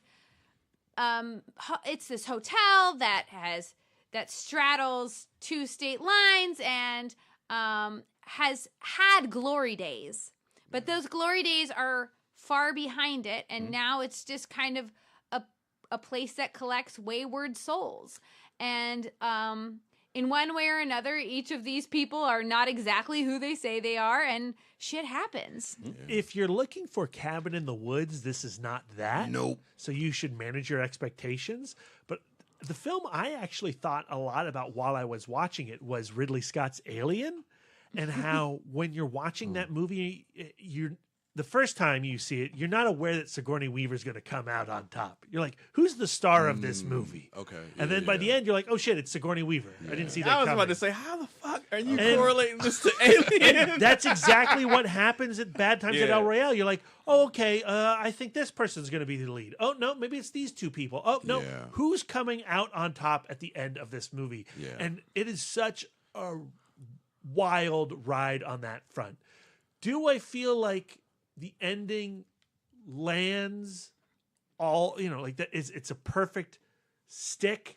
No. I wish something else occurred, and we're not talking spoilers, so we can't really get into it. But this is one of those things, like, I mean, you're not the only person who said this, so like, it's not just a Brad problem. But like, you come up with your own ending of the movie, and then it doesn't end that way, and then you're disappointed in the movie. I would not say that was my problem, that I came up with my own ending. I think there is something else left out on the table that is not resolved. I know what you're talking about, and I agree. But what we have is a film that I am going to watch on repeat for the rest of my life, because it is a lot of fun to be in the El Royale. Yeah.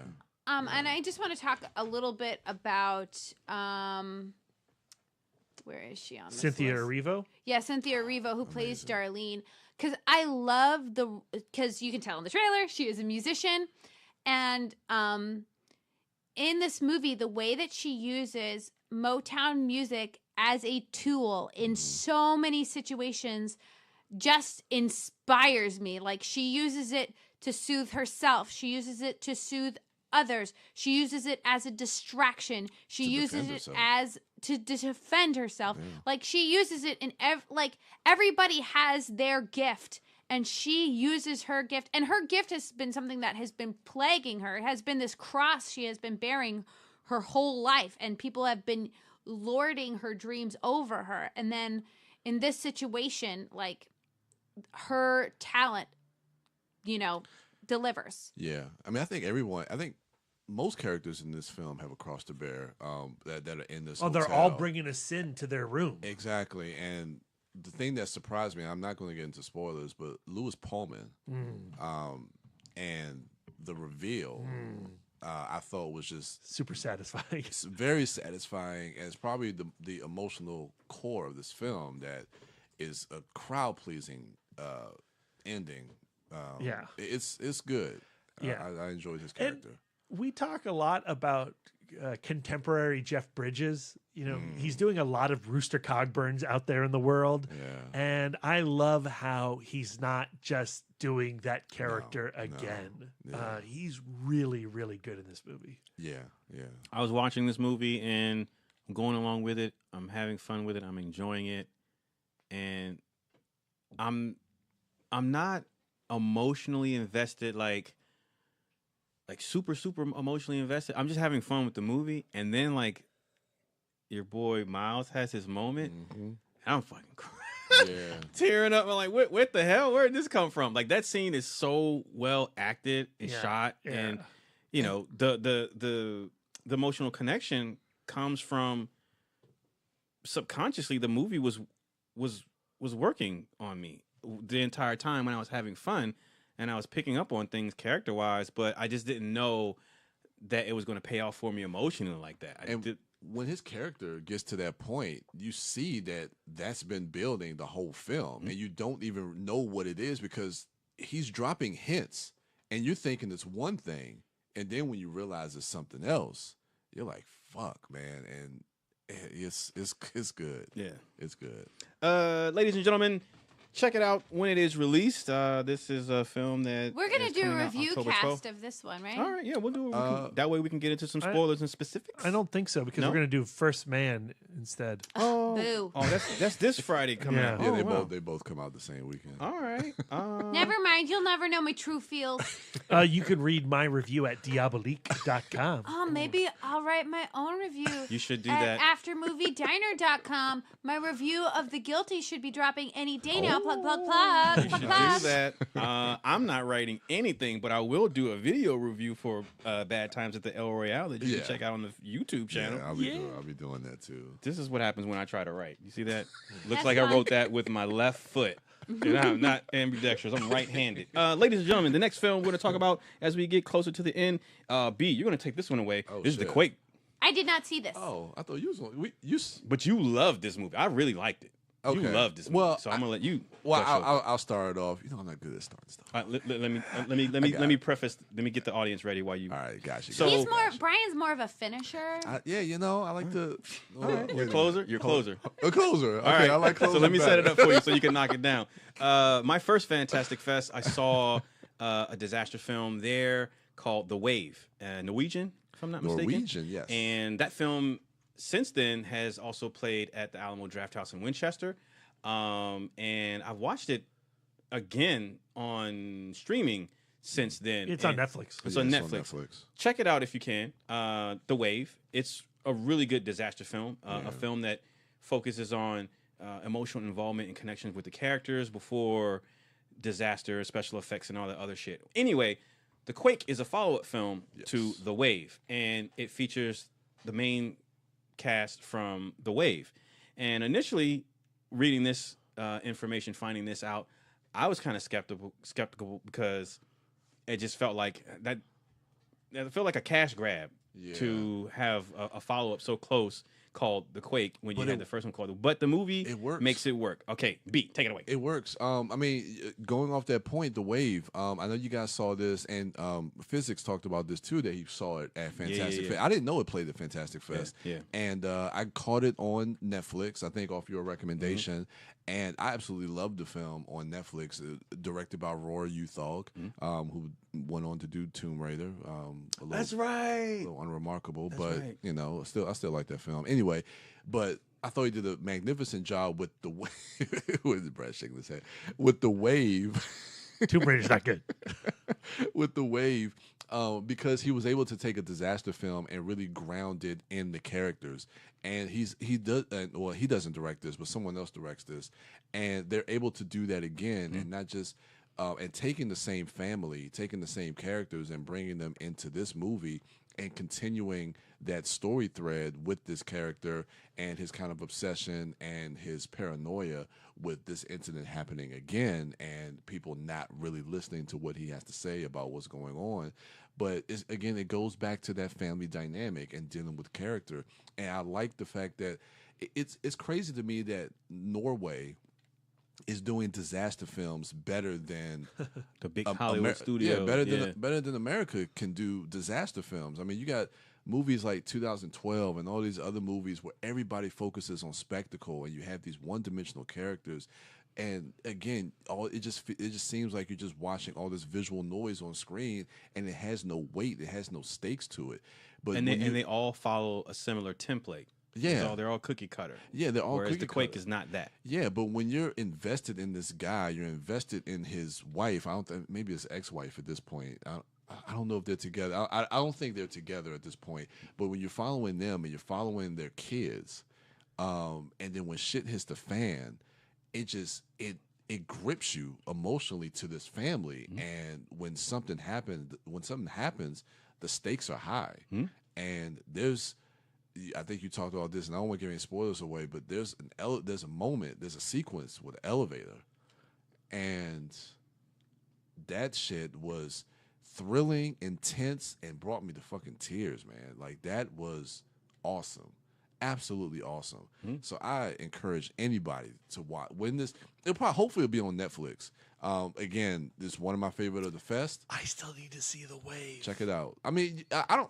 It's kind of hard to gauge if you'll respond to it or not. What does that mean, Brian? I don't know. You know, I mean, but check it out. I definitely recommend checking it out. Whether however you respond to it, but I hope. I think I'm offended. I would say once The Quake comes out, watch them like back to back. Yeah, I don't know. It's just kind of hard to gauge what people like. You know, it's like I always think like anything I love, everyone else is going to hate because it's you. It's me against the world. Oh no.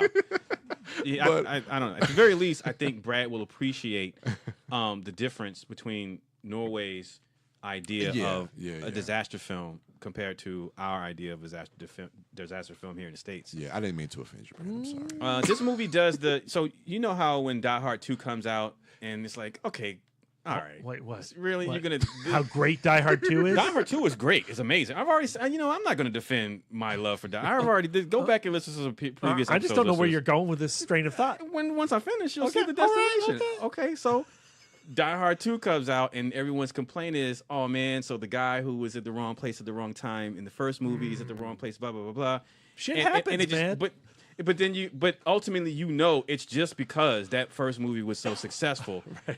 The Quake does not feel like that. The Quake does not do that with their story. It's not the waver. The Quake is a logical extension of the Wave, and I encourage anyone who has not seen either film to firstly check out the Wave. But if you've seen the Wave and you're kind of on the fence about seeing the Quake because you feel like it doesn't make sense as nonsensical as a sequel, or it's trying too hard, trust me, it makes perfect sense. And the fact that you have these characters, and there's only a short time difference, like a year when the film opens, and then they flash forward another 2 to 3 years. But it's very close to the first film, and so you still follow the same characters, and you still follow the emotional journey that this gentleman is having, because he's already had one from the first film. The second film starts with how the events at the end of that first film has affected his life and his immediate family. His family, yeah. And that's the core of the film. Yeah, that's from the beginning to the end. Yeah. And then you pad the third act with your special effects sequences and stuff like that. And then when those come, they're of really good quality. Yeah, the visual that last effects, set piece. Yeah, or when the quake actually hits and that ripple, I was like, man, I don't know where they're getting this budget from, but yeah, that shit looks amazing. It doesn't sound as good as Die Hard 2.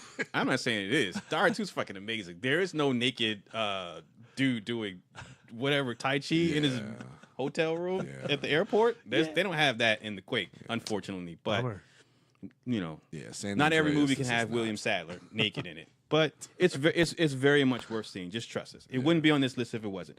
We're coming down. The best place to be in a Quake is holding a cup of ice cream and milk together. Because when that Quake is over, what you got a milkshake. That's stupid. Why did you? Sometimes I just have to share my thoughts. I dug that one. All right. Thank you. That was good. We're coming down to our final two right now. We're going to talk about, before we get to our number one, we're going to talk about Donnybrook. Donnybrook is a film.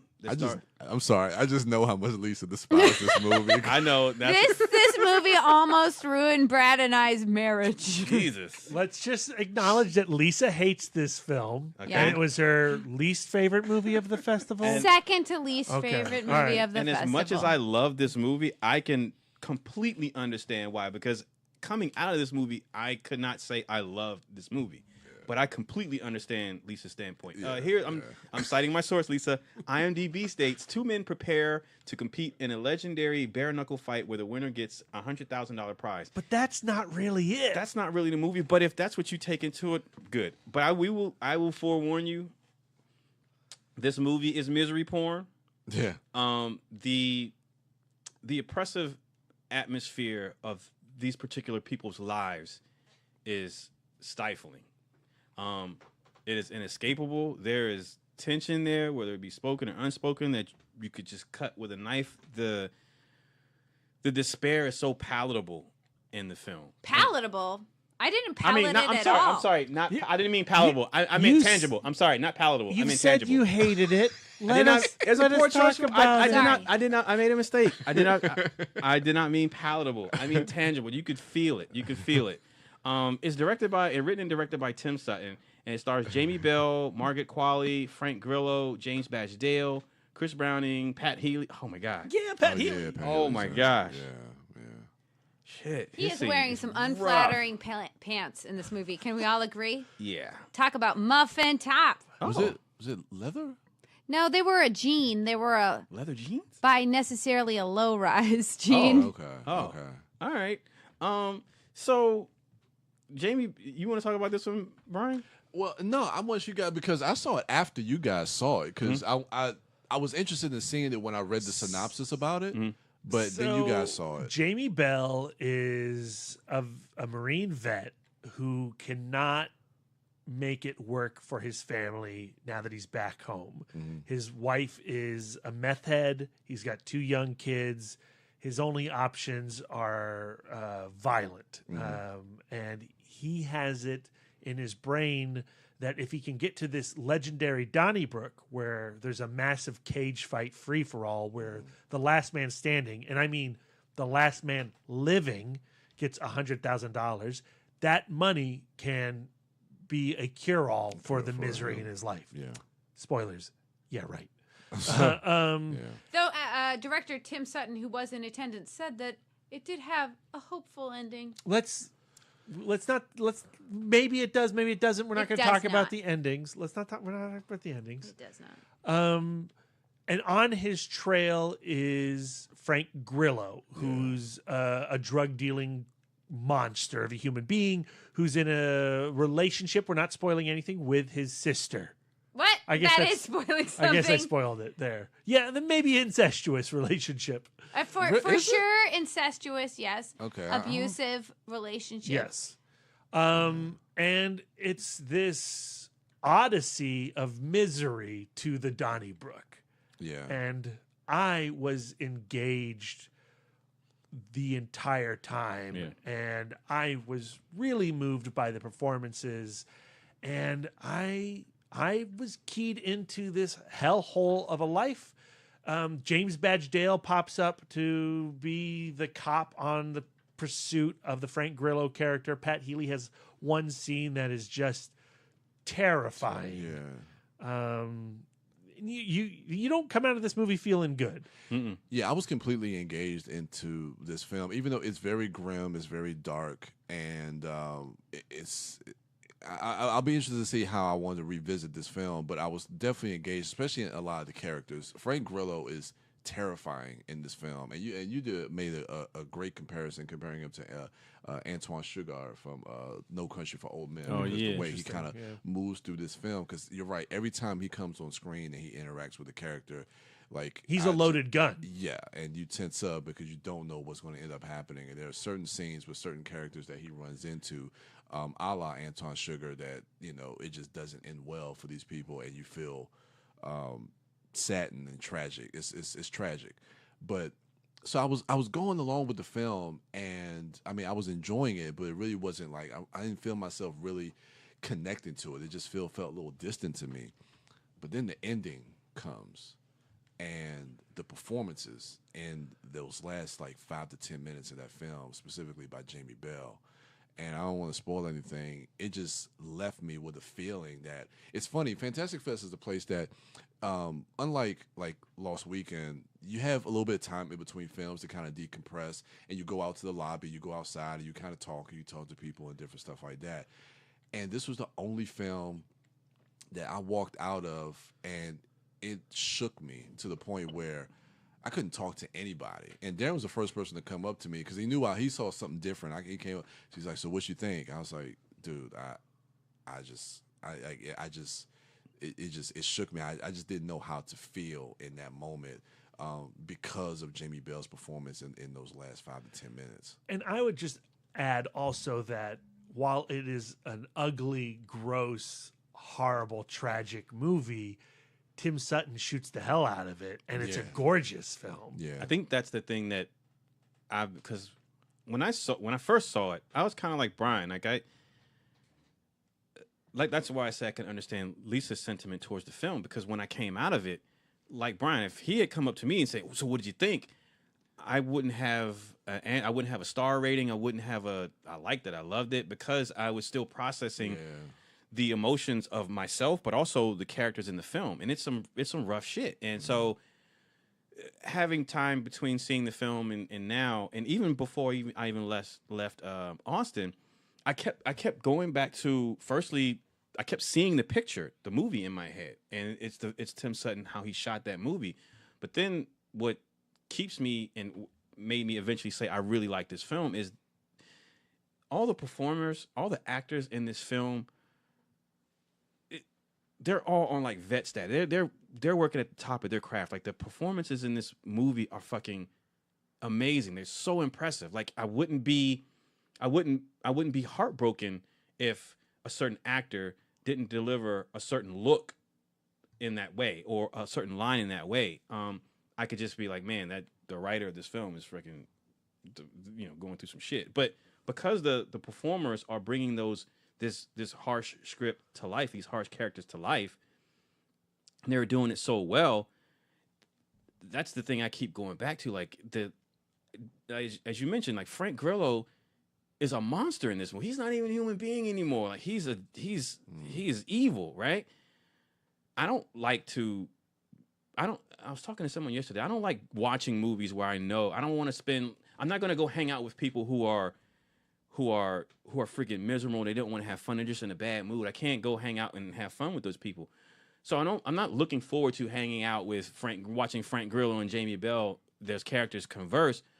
But watching Frank Grillo play that character, I've liked Frank Grillo. I know that's your dude. I've liked Frank Grillo well enough, but as far as like I feel like it's like a backhanded compliment. A serious. He's perfect as this dude. I despise Chainsaw Angus. That's the character's name. If that's any indication right there. This motherfucker's first name is Chainsaw. His last name is Angus. So okay, he's evil. I despise that character, but I love watching that actor bring that character to life. The art of him doing that, the art of Jamie Bell and that scene that Brian is not spoiling for you that he's mentioning. That's my favorite moment of the movie. That one moment when he hits that switch. Yeah. I just love the oh my God, Pat Healy? Like that's one of the oh my goodness. I was almost spoiled it, but Jesus, man, he's so good. That entire scene, Margaret Qualley, everyone's so good in this film. So I would say this. You're not wrong if you say, you know what, I always take Lisa's advice. And she hasn't steered me wrong yet. Fuck that movie. I'm not going to see Donnybrook. You are not wrong if you feel that way. If you do not want to subject yourself to 2 hours of misery, right? You're not wrong. But if you do, you will see some stellar performances. You will see some stellar performances and some impeccable craftsmanship as far as and there's no release date yet on the film. No, so it's probably not going to come out till next year, maybe even further. I don't know. But yeah. Can I say my piece? Your piece. Sure. Here's my fucking piece. Like, because I don't want the narrative to be like the reason I don't like this movie is because I couldn't take it. Oh no. Okay. I was not implying that. Sorry. I know, but just for the listener who have not, maybe they've not been watching this unfold on Facebook Live or whatever. Yeah. Like, to me, I just think that being able to think of the worst, most evil shit ever is not hard or clever. To me, it's just like, oh, it's not bad enough that he is a vet. Oh, don't spoil anything. With PTSD, but he is all, I'm not spoiling anything, that he is also a criminal who is a negligent parent, whose wife is a meth head and also a negligent parent. And Frank Grillo, not only is he a drug dealer, but he is also a murderer and in an incestuous relationship with his sister, who is giving out her sexuality like she's some kind of fucking angel of death. You know, like, to me, I just don't find that particularly inventive. To me, I just think that, like, it is just meant to be provocative, which I don't think is hard. And I agree with everything you said about the performances being amazing and next level and all of that stuff. But, like, you know, for me, just watching people, there's absolutely zero redeeming characters with the exception of the children, who are treated like trash in this movie. Like trash, because everybody around them is garbage. I don't think that that is a hard thing to do. It is beautifully shot. It is aesthetically wonderful. You know, the Donnybrook thing is, you haven't seen anything. It is brutality, you know what I mean, on screen. But to me, I just don't think that that is hard. Welcome to 2018 America, Lisa. There are so many people who are in horrible situations that do not become fucking negligent parents and criminals. And they get their own movie. Yeah, sure. And you know, the writer-director Tim Sutton, you know, he stated that this movie, and I'm not saying this in counterpoint to Lisa. You're allowed to say counterpoint to me, because that was all counterpoint to all the shit that you guys said. No, I get it, but the bullshit that you said. But Brad saying what he said made me remember that with Tim Sutton, the writer-director, when he talked about the film, he said that, I can't remember if this was like an intro before he introed the film or when it was a Q&A. But anyway, he talked about, you know, this movie being his take on the state of our country, the state of America. It's a scream of rage. Yeah. And in saying that, if I hadn't heard him say that, like everything Lisa says, and I'm not saying she's wrong, because again, because I'm not. Right. So if I had not heard him say that, I would just accept 100% and agree completely with what Lisa said. And he could be full of shit with his description of why he wrote what he wrote. But that makes sense to me. I think Lisa's point about the ending, where he says, "Oh, maybe there's hope at the end." I think the last scene that offers hope is nonsense, And I also don't think that it was worth the cost. And I wish the film didn't have that last scene, but it was a hell of an experience. I loved being immersed in this world, and I think it's tremendous. I think it's tremendous filmmaking. I think it's tremendous performance. I think it's a hell of a screenplay. And so there you go. And liking this movie is unrelatable to me. I do not relate to it. All right. Like the enjoyment of this film. I do not understand. I know, and it angers Lisa that I like the movie. It does. And that you like the movie, and you can hear it in Lisa's voice. She will not let me have the last word on this film. She has to have the last word. Yeah, I do. All right. Well, you can have the last word on our last film, and that's Halloween. Yeah. Take it away. Oh, I loved Halloween. So Halloween. I fucking hated Halloween. Oh no! Like there was no hope at the end. It was senseless. It was pointless. That's silly. And I particularly There's so don't many... I dug Halloween. Just Yeah, kidding. there's so many. Everybody's redeemable. Everybody's in a terrible situation, and they manage to dig themselves out. Everybody except Except for all the people who die. No, I can't. So this is the 2018 David Gordon Green version of or installment into this franchise, which Next chapter, not a it final in- chapter, It's just the basically next chapter. Halloween 2, yeah. and we're just going to ignore the previous sequels. Is this the first cinematic sequel reboot? I think so. Holy shit. What's his face? Neil Blomkamp was talking about doing that for RoboCop. Alien, Oh, and he Alien. never did. Yeah. And David Gordon Green, Beat Danny McBride, and Jeff Fradley beat him to it. Huh. So Yeah. All right, so seems here, like that's a so new we're going to thing talk going about around. our final film is going to talk about our first sequel reboot. And our first movie of the fest. Oh, that's right. All right, Yeah. Wife Door, take it away. Sure.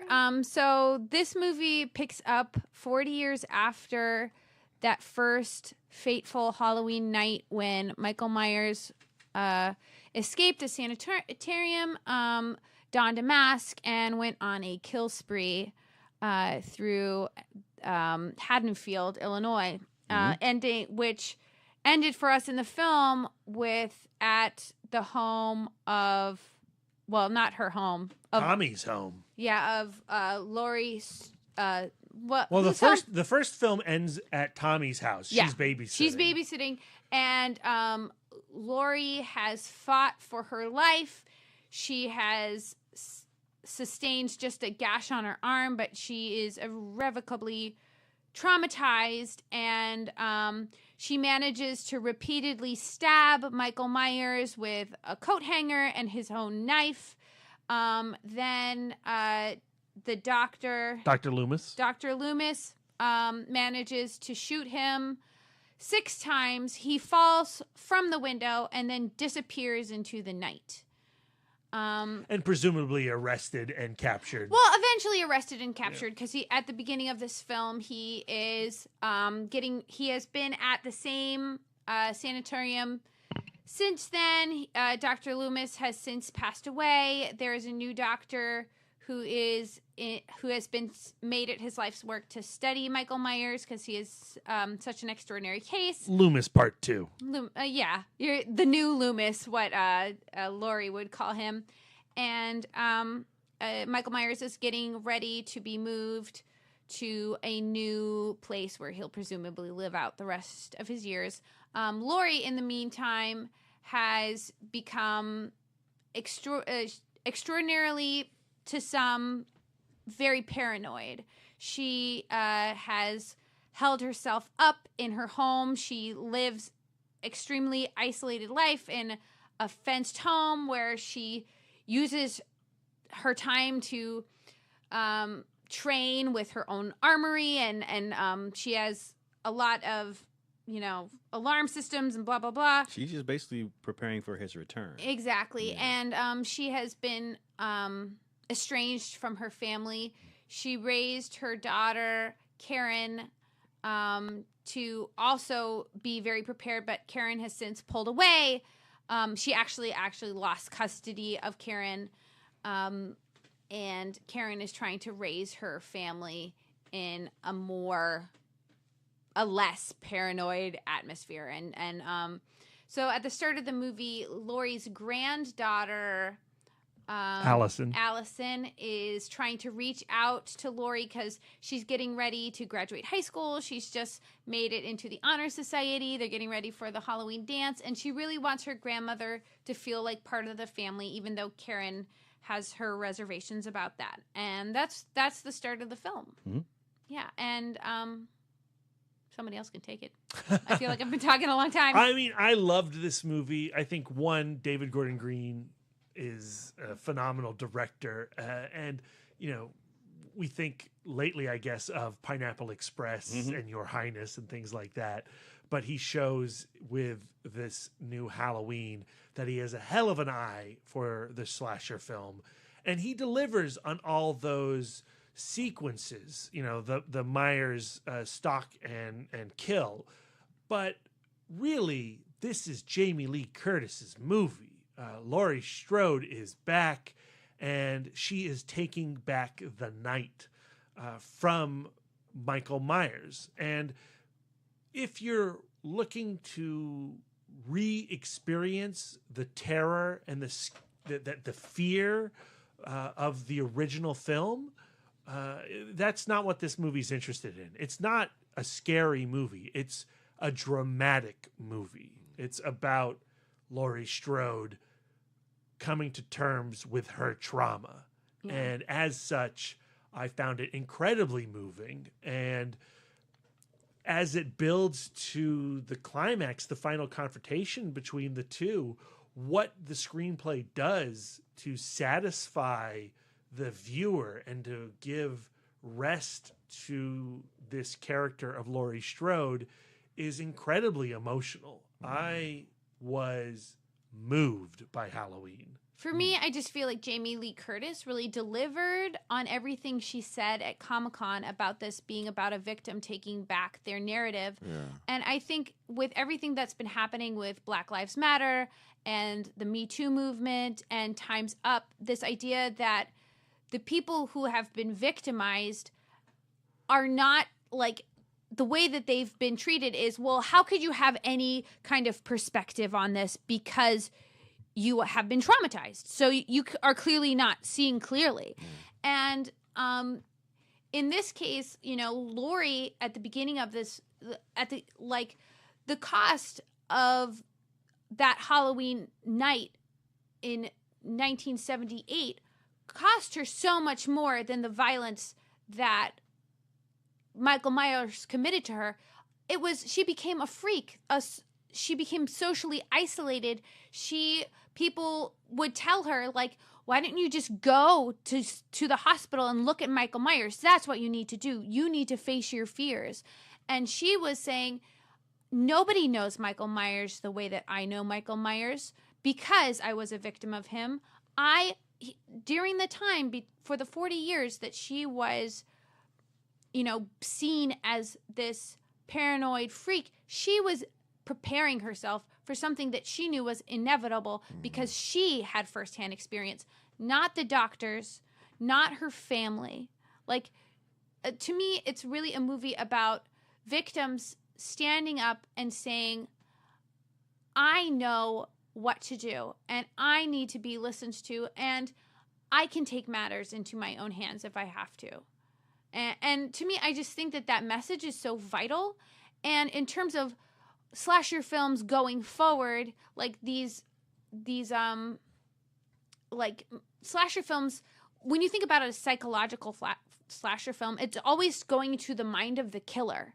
Like, oh, look, Michael Myers has had such a tragic childhood, or like if you were in these situations, you would be a murderer, But I love the fact that this movie goes into the psychology of the victim, and going like, when you are a victim, in terms of the victims of Michael Myers who died, all of these people are individuals. They are people who had futures, that had their futures taken away from them. And then in terms of Laurie Strode, who was a survivor, she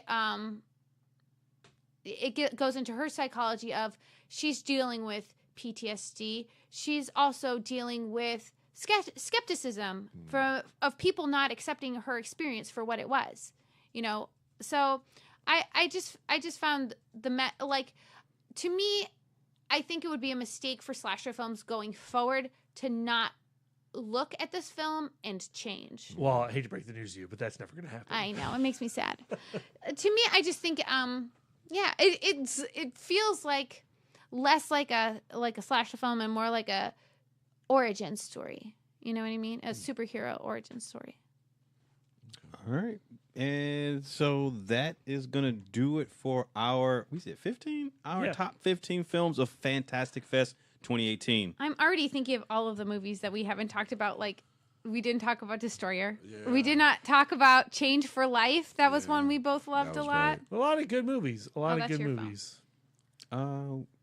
We should have a B-sides episode. You can hit us Our up. B-sides are you can go on our Facebook and we reviewed every single film that we saw in real time as we were walking out of the theater or the morning after. So you guys can, if you want to hear our nitty-gritty firsthand experiences, please go to our Facebook, like our page if you haven't already, and have fun watching those vids. Yes, do that, please. And you can also follow that guy right there at the Turtle Dork on Twitter, at the Turtle Dork 1 on Instagram, and at Brian William Young on Facebook. Did I remember all your social medias? It's been so long since I had to say that.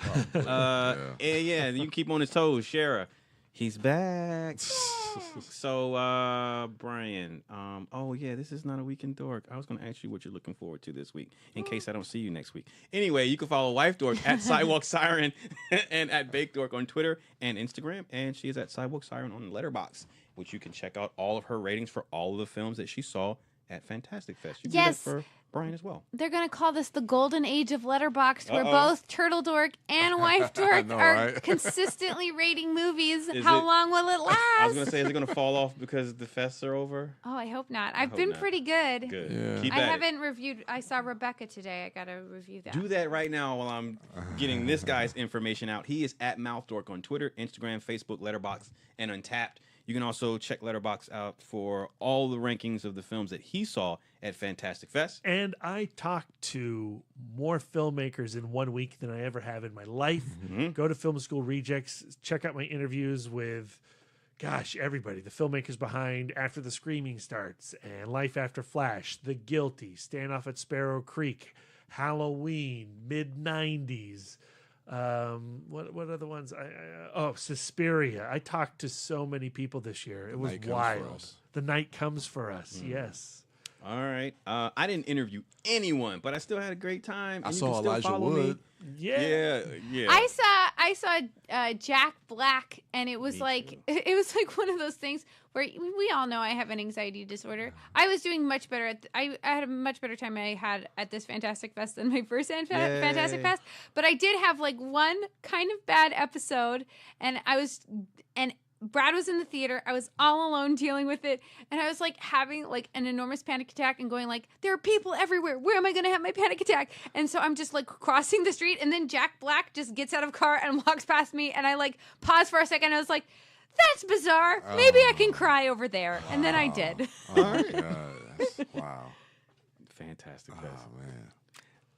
I am Darren Smith, the Disco Dork on all social medias. That's going to do it for us. Thank you all for listening. What do we got coming up? We've got so much awesome stuff. Too much. Billy, the Indie Dork, and I had a great chat with Don Coscarelli, the filmmaker behind Phantasm and Bubba Hotep. Yep. Lisa, Billy, and I talked to Stephen Tobolowsky and David Chen about their film The Primary Instinct. And, of course, we've got a fistful coming up. Fistful of First Men. Yep. What does that mean? Stay tuned. Yeah. That's going to do it for us. Thank you all for listening. Enjoy the rest of your week. And until next time.